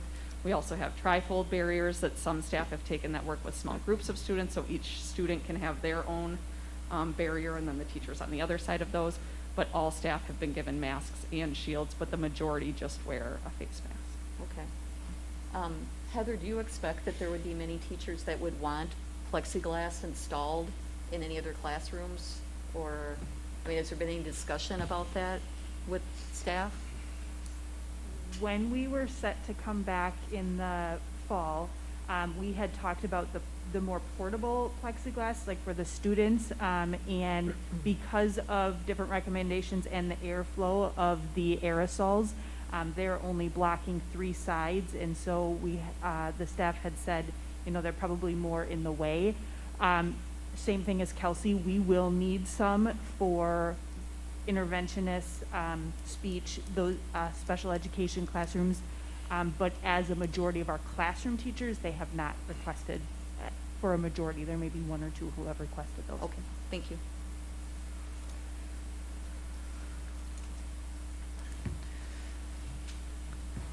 So I appreciate the conversation that we've been having. I think we're kind of leaning towards one direction, but I'm not going to make any assumptions here.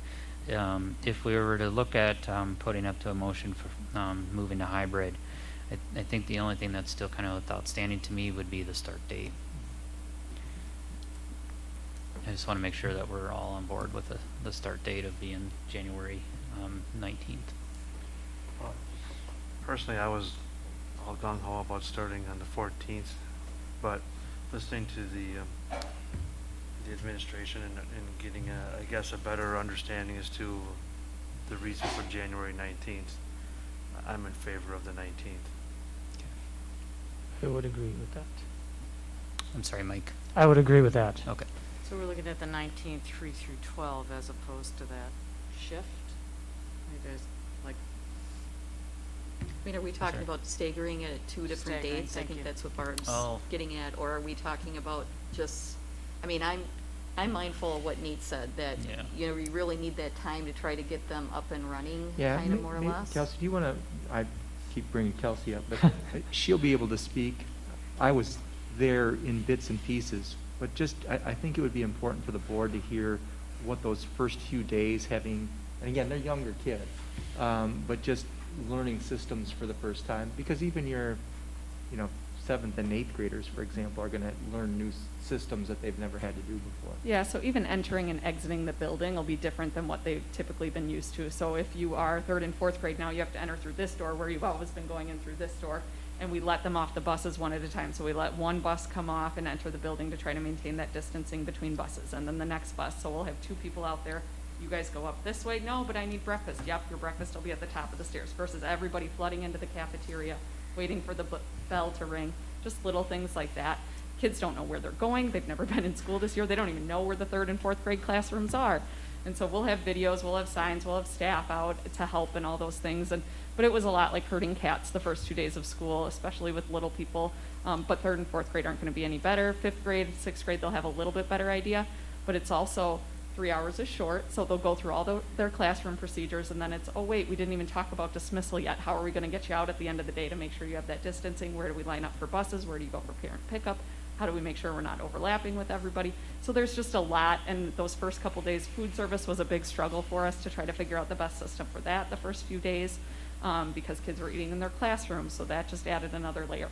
There's just a lot to work out, and so if 3rd and 4th grade can work it out to make sure that that system's clear, then we have a better system for 5th and 6th grade coming in the next week. So it is only those 4 days.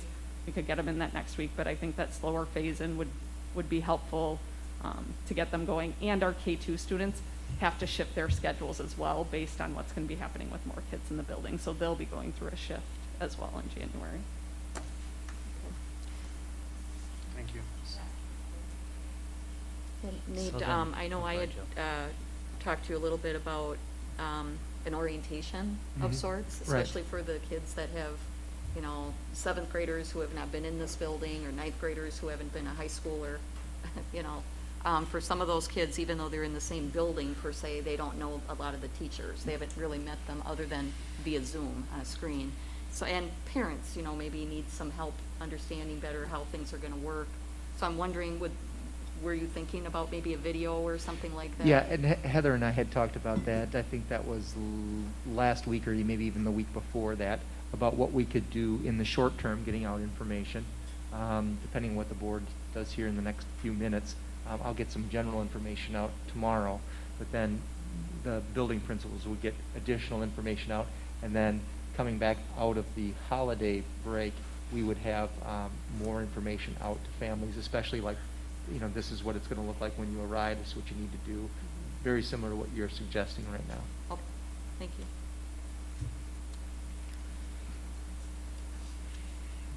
So to be clear then, what exactly are we looking at would we be looking at then for a onboarding plan with, what groups would be coming back in the week of the 19th? So the Oh, first phase did I would be miss it? grades 3, Oh, there we go. 4, 7, 9, and 12. Again, there's a reason for that and this was even when we were talking about this months ago, was you get your earliest learners in. 7th grade would be new to the building. 9th grade, although they've been in the building, have not. You've heard quite a bit about the freshman class, have started high school but haven't been here yet. And then the seniors, because there's just little time left. And then 5th, 6th, 8, 10, 11 would be that second phase just 4 days later. Okay. I still have concerns with that. I was hoping that we could move on the 11th, and I get what Heather's saying and makes sense, and Kelsey, about not doing the 14th, 15th. I just think we could pull it off. I know it'll be a crazy few days, but I just, for that second group of kids, they barely are in at all in January. And we're down to the wire here. I just think it's perhaps one thing we could just get them in there. You're not talking all the kids. You're talking probably 60%, and then half of that. So it's not the whole group. It's not 100% of our kids by any measure. And I get it. I've taught 3rd and 4th, so I understand. Third graders, I taught them how to do padlocks and oh my. I get it, but I also have great faith in who we've got pulling this off. I remember last fall when we were trying to figure out what to do, and I just love Kelsey and Heather were up there going, just tell us what to do. We can do this. That's what I want to see. And I think this is one where we could maybe give in and get them in there. We're not coming in the 4th, which we've talked about. We're not coming in the 11th. Now some of them are looking at that very last week in January. I think we could do this, even though I know there'll be. What if we did like the 19th and then say the 21st? Bring the other group in a couple days later, so we give at least a couple days head start to the first group. So they'd all be in that first week of the semester, right? Be that first week still, but I We mean, could do the we would give 19th them and a couple 20th with days the head cohort. start, at least. And I then know, 21st. we're nitpicking over a week here, but. Well, I'm nitpicking from March 13th of last year. It's been long enough. Yeah. I just think this is something we could pull off. I just think it's a lot to expect of the staff. I mean, they've told us at both of the schools that it's going to be difficult to do it before the end of the first semester. We should start it on the second semester. That's what I heard pretty loud and clear, that that's going to be better for them. And I feel like they are already going to need to do a little bit of gymnastics in order to pull this off to begin with. So if we can give them that extra time and a neat start with the second semester, I'm in favor of it. And I'm in favor of waiting a week because I also heard them say that they needed that as well. They want to try to get that first group settled in and then start the next group a week later. I mean, I'm not opposed if the admin team thinks they can pull it off within that first week of the second semester to have everybody coming in. I'm not opposed to it, but I also feel like, and I'm definitely sympathetic to what you're saying, Barb. My God, I mean, March 13th, we're coming on a year. But I feel like a week is not, we're still going to get them in here. It's just that we're giving the admin team and the staff what they need to properly prepare for something that they haven't had to do for almost a year. I mean, in a full all-in, having all grades in. So that's my feeling on it. I'm in favor of going along with the 19th and the 25th. My reading glasses on is 25th, right? Yep. Yeah. Okay. I guess one question that I have real quick too is the impact to food services.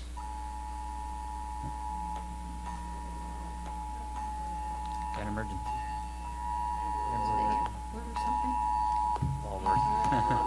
Everybody's phone's going. Oh, never good when you get those. Yeah. Food service, you said. Yeah.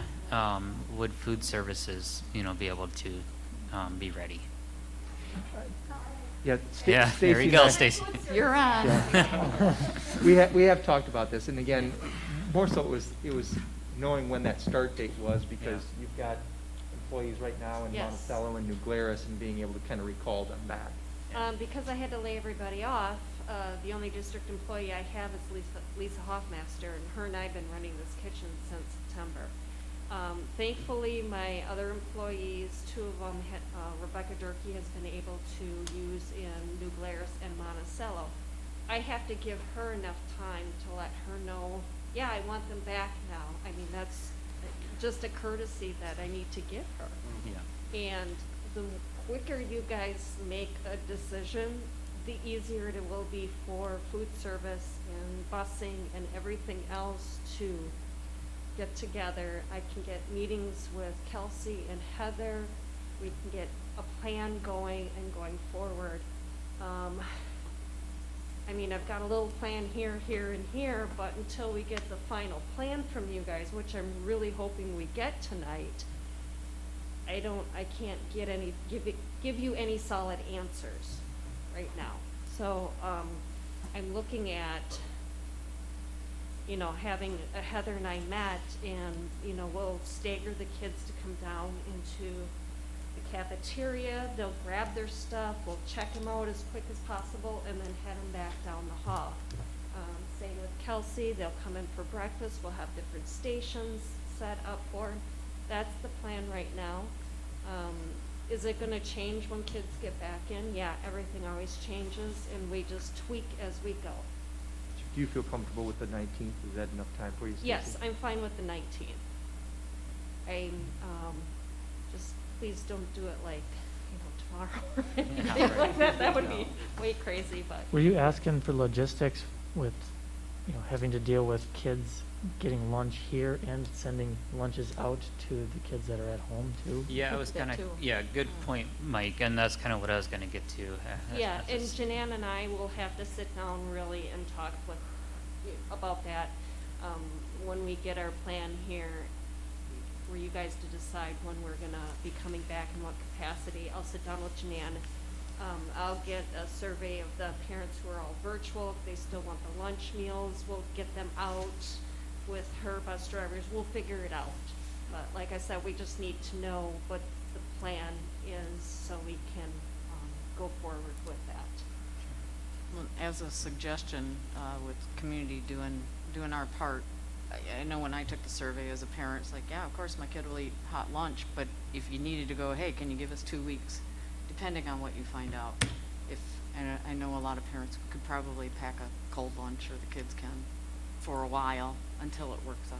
Yes. That would just be an easy spot to help out, I would Yeah, think. I mean, we'll have bag lunches and stuff to go. The kids can grab lunches, they can go, as they're walking out the door for those half days and stuff like that. So we'll provide something for them. We just have to figure out the logistics of it.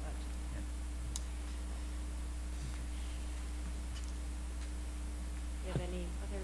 I have a question about, like, right now we're providing food for Yes. families. Yes. And they're not being charged out of their lunch accounts. Correct.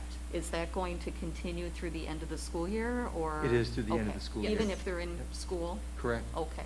We have a USD waiver until June 30th is the last cutoff Okay. date for that. I think it might be important to make sure the families understand that just because you're coming back into the school doesn't mean you're now going to start having to pay for your kid to eat lunch. you Right, know, à la just carte make will that be clear. different, Yes. if they choose to take things out of the à la carte line, but Yeah, the okay, that makes traditional sense. lunch. That'd be good to explain that, I think, to families. And then, I'm assuming that you would be doing a new round of surveys, obviously, so that we can get a current interest level if we go this route. You know, who's interested in hybrid, who isn't, who needs transportation, who doesn't, who's planning to eat, you know, in school. So we do have a plan for that, because, Okay. because that information's already in Skyward.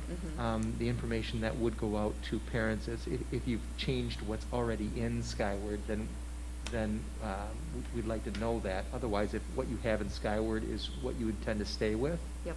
which did not really change from one survey to the next, from September to October, that's what we're currently working off of with those numbers. Would you tell them this is what you indicated in Skyward, or are you expecting them to go to Skyward to see They're it? gonna have to go in and look Okay. at that. That would be Yeah. important to make that clear too. Otherwise, you'll be doing a lot of follow-up, I think. Thank you. Any other? No, thank you, Stacy. Okay, good. Yeah. Thank you. Will there be a survey for the staff as well? What would be part of that, Mary? I'm not sure. I'm just wondering if we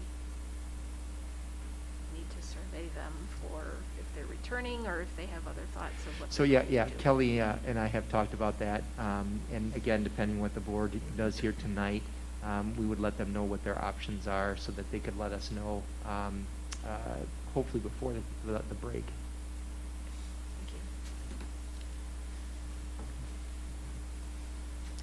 So here's a question. I'm still on the bringing the groups back in when. We heard from Kelsey, but Heather, does it make any sense, or is there any, they're two different groups and different platforms. Is it more doable to bring in 8th, 10th, and 11th along with 7th, 9th, and 12th, or is that a huge issue?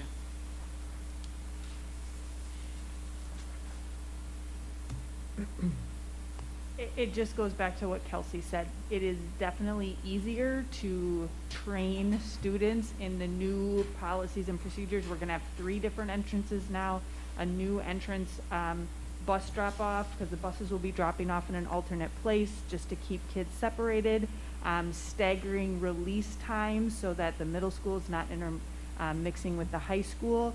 So it's just developing those procedures. It would be easy. Could we do it? Sure, it might just not be as clean as with less students in the building. Do you know how many, off the top of your head, how many kiddos are in like 7th or 8th grade?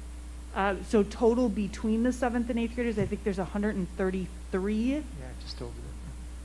So 65, 70 each group. Middle school, based on the last survey, I think district-wide had the least amount of families that picked virtual. We were close to 80% of the middle school that wanted back in a hybrid model. It was in the 70%. I think it was 79%, yeah.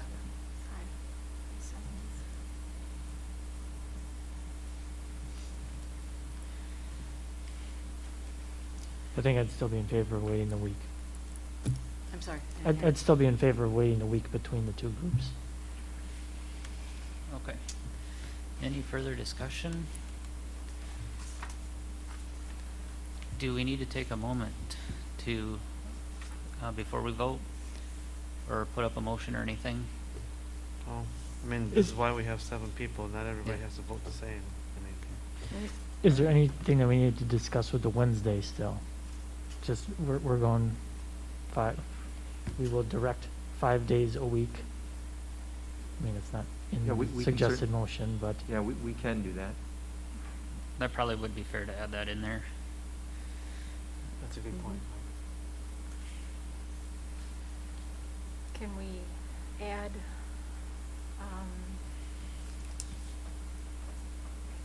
that this is,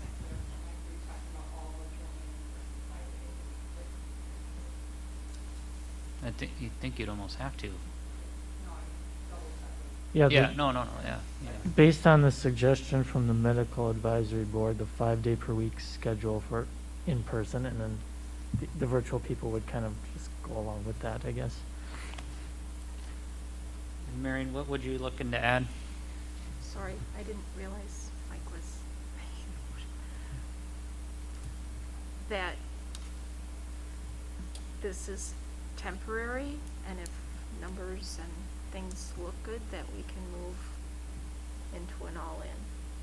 Well, I don't think we can move to an all-in until we get additional information that the 6-foot distancing isn't gotta be followed.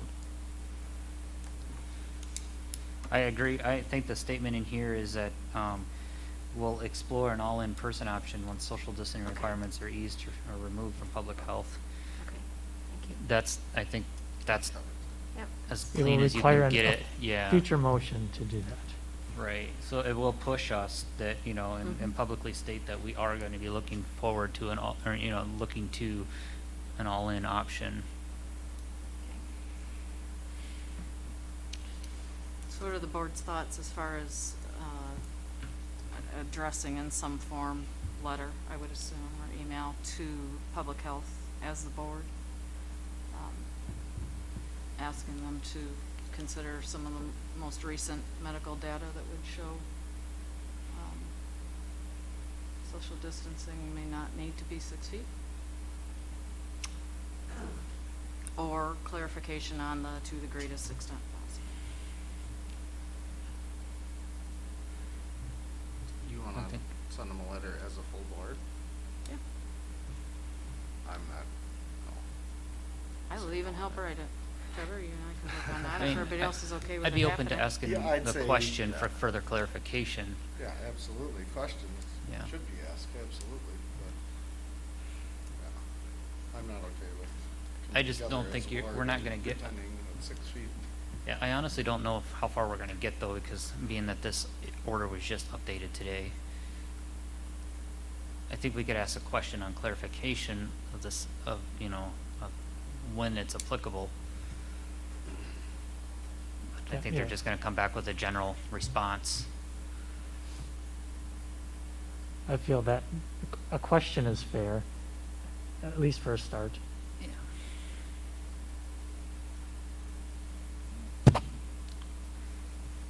I'd be willing to put together the question for, asking for further clarification on that. But again, yeah, I fully expect a response back to be pretty general in nature and not very defining. Yeah. Because they're not gonna open themselves up to, liabilities either. I don't wanna debate every school board Yeah. member that sends them a letter either. Yeah, but if the board would like to, I'd be open to doing that.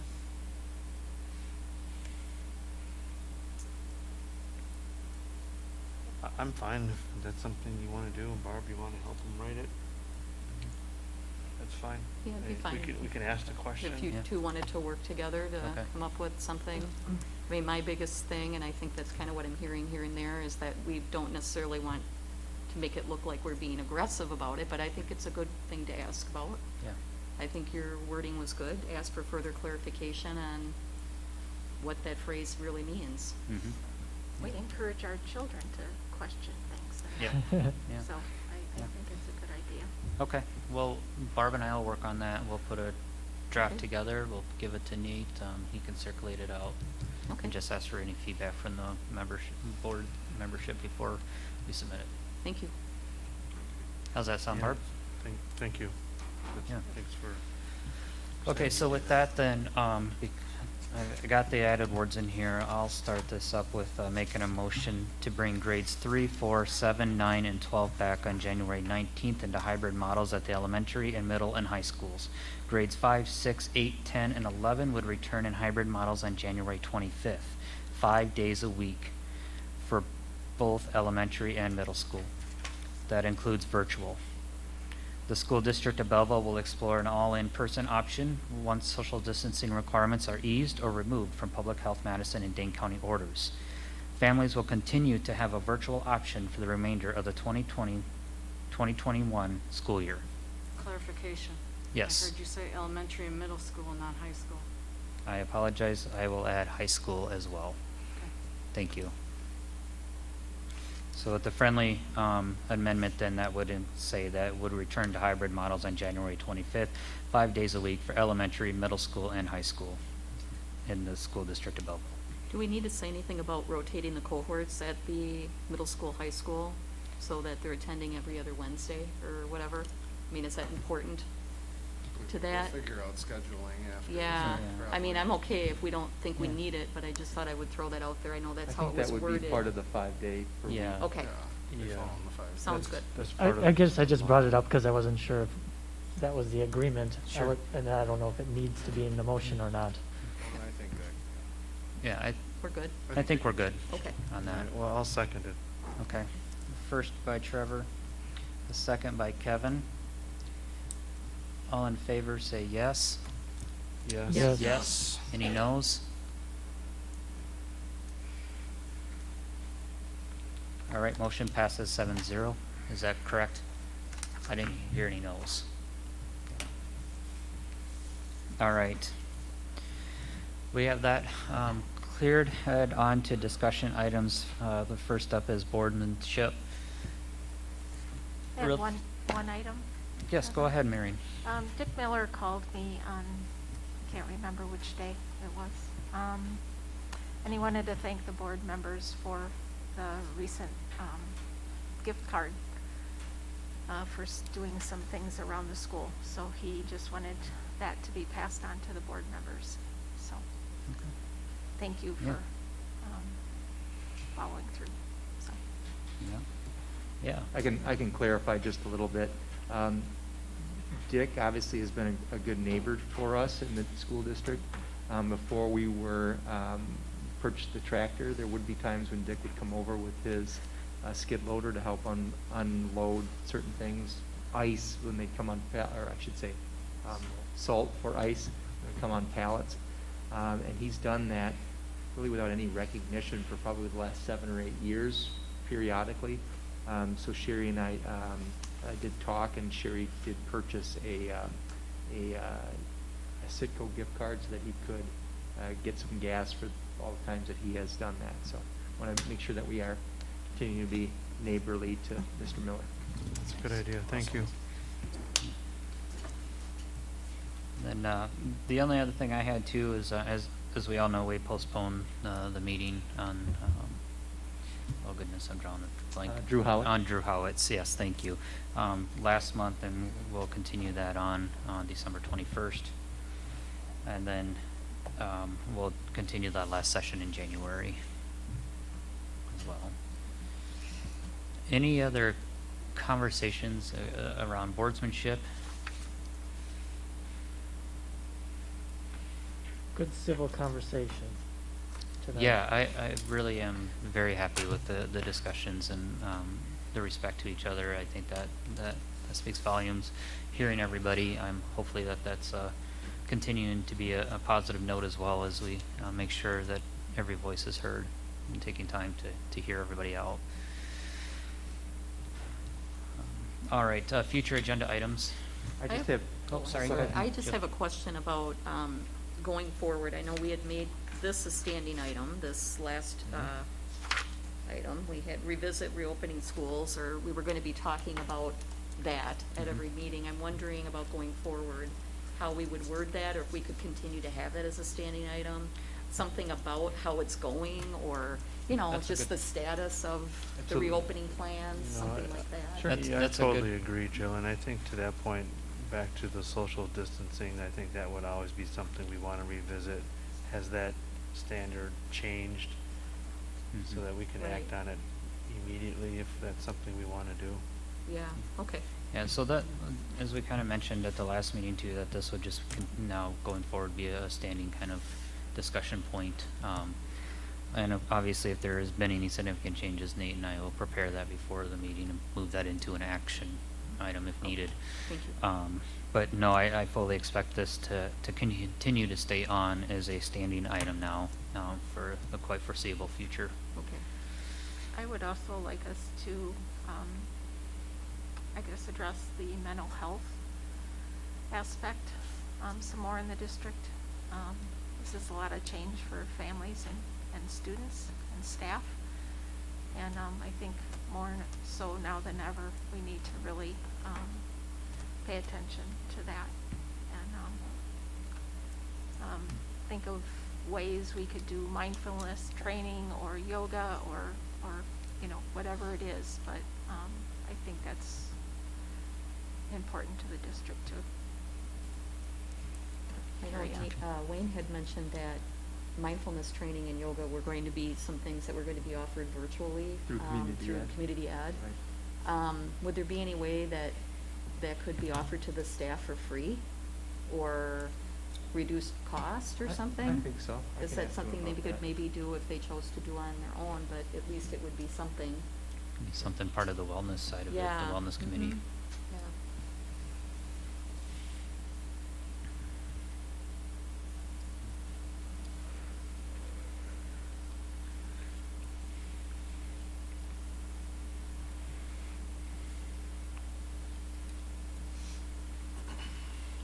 Okay. I just had 2 more future agenda items, just so the board knows. In January, we'll be bringing not 1 but 2 school calendars to you. Wayne and the administrative team has also looked at not only a 21-22 calendar, but a 22-23 calendar. We've had parents ask about additional years. Some school districts will bring 2 years worth of calendars at once. For families that are looking to go maybe take a longer break or vacation, and they're going to I'll just make this up, but they want to go to Disney, and it's gonna cost them quite a bit of money, and so they want to save, but they want to have the right spring break date, 2 years out. That will help with some of that. For Wayne too, it helps schedule, because he's a year and a half out of scheduling events. So we'll probably bring 2 calendars to you, 21, 22, and then 22, 23 in January. Well, that includes the sports as well, or? It won't have, that would just be a school year Okay, calendar. because I can't imagine they're No, that organized that they want to do that. And the other thing that we'll bring to you in January is open enrollment limits. We did set some limits last year, and we'll do so again this year.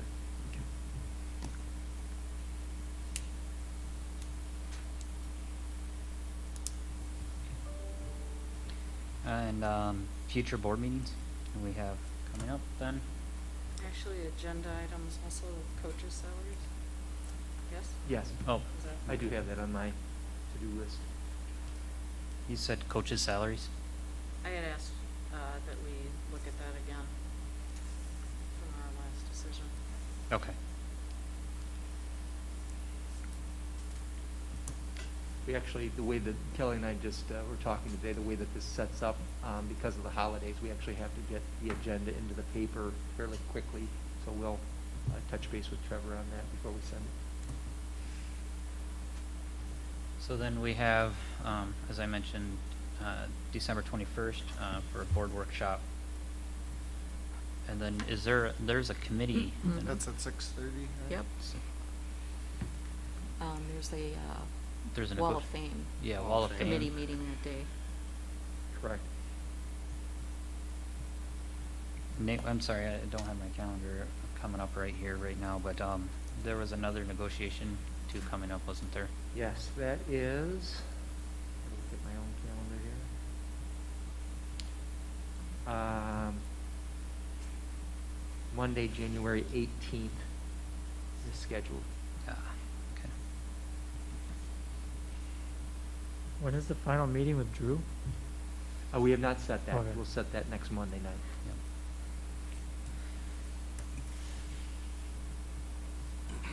And then the 11th of January. And then the 11th of January will be the regularly scheduled board meeting. So I had December 21st and then January 11th currently is what we have on the calendars. Yeah. Correct. Nate, there's not a meeting date set for the next communications committee meeting, is there? No. Okay. No. We actually are working with CMS for schools to see if they've got an update for us by that time. Okay. All right, with that then, we do have a closed session, so contemplated motion to convene into closed session under Wisconsin statutes 19.85, parent 1 CE, for consideration, including action, if appropriate, regarding employment, promotion, compensation, or performance evaluation data of potential employees. Non-union compensation, district administrator evaluations.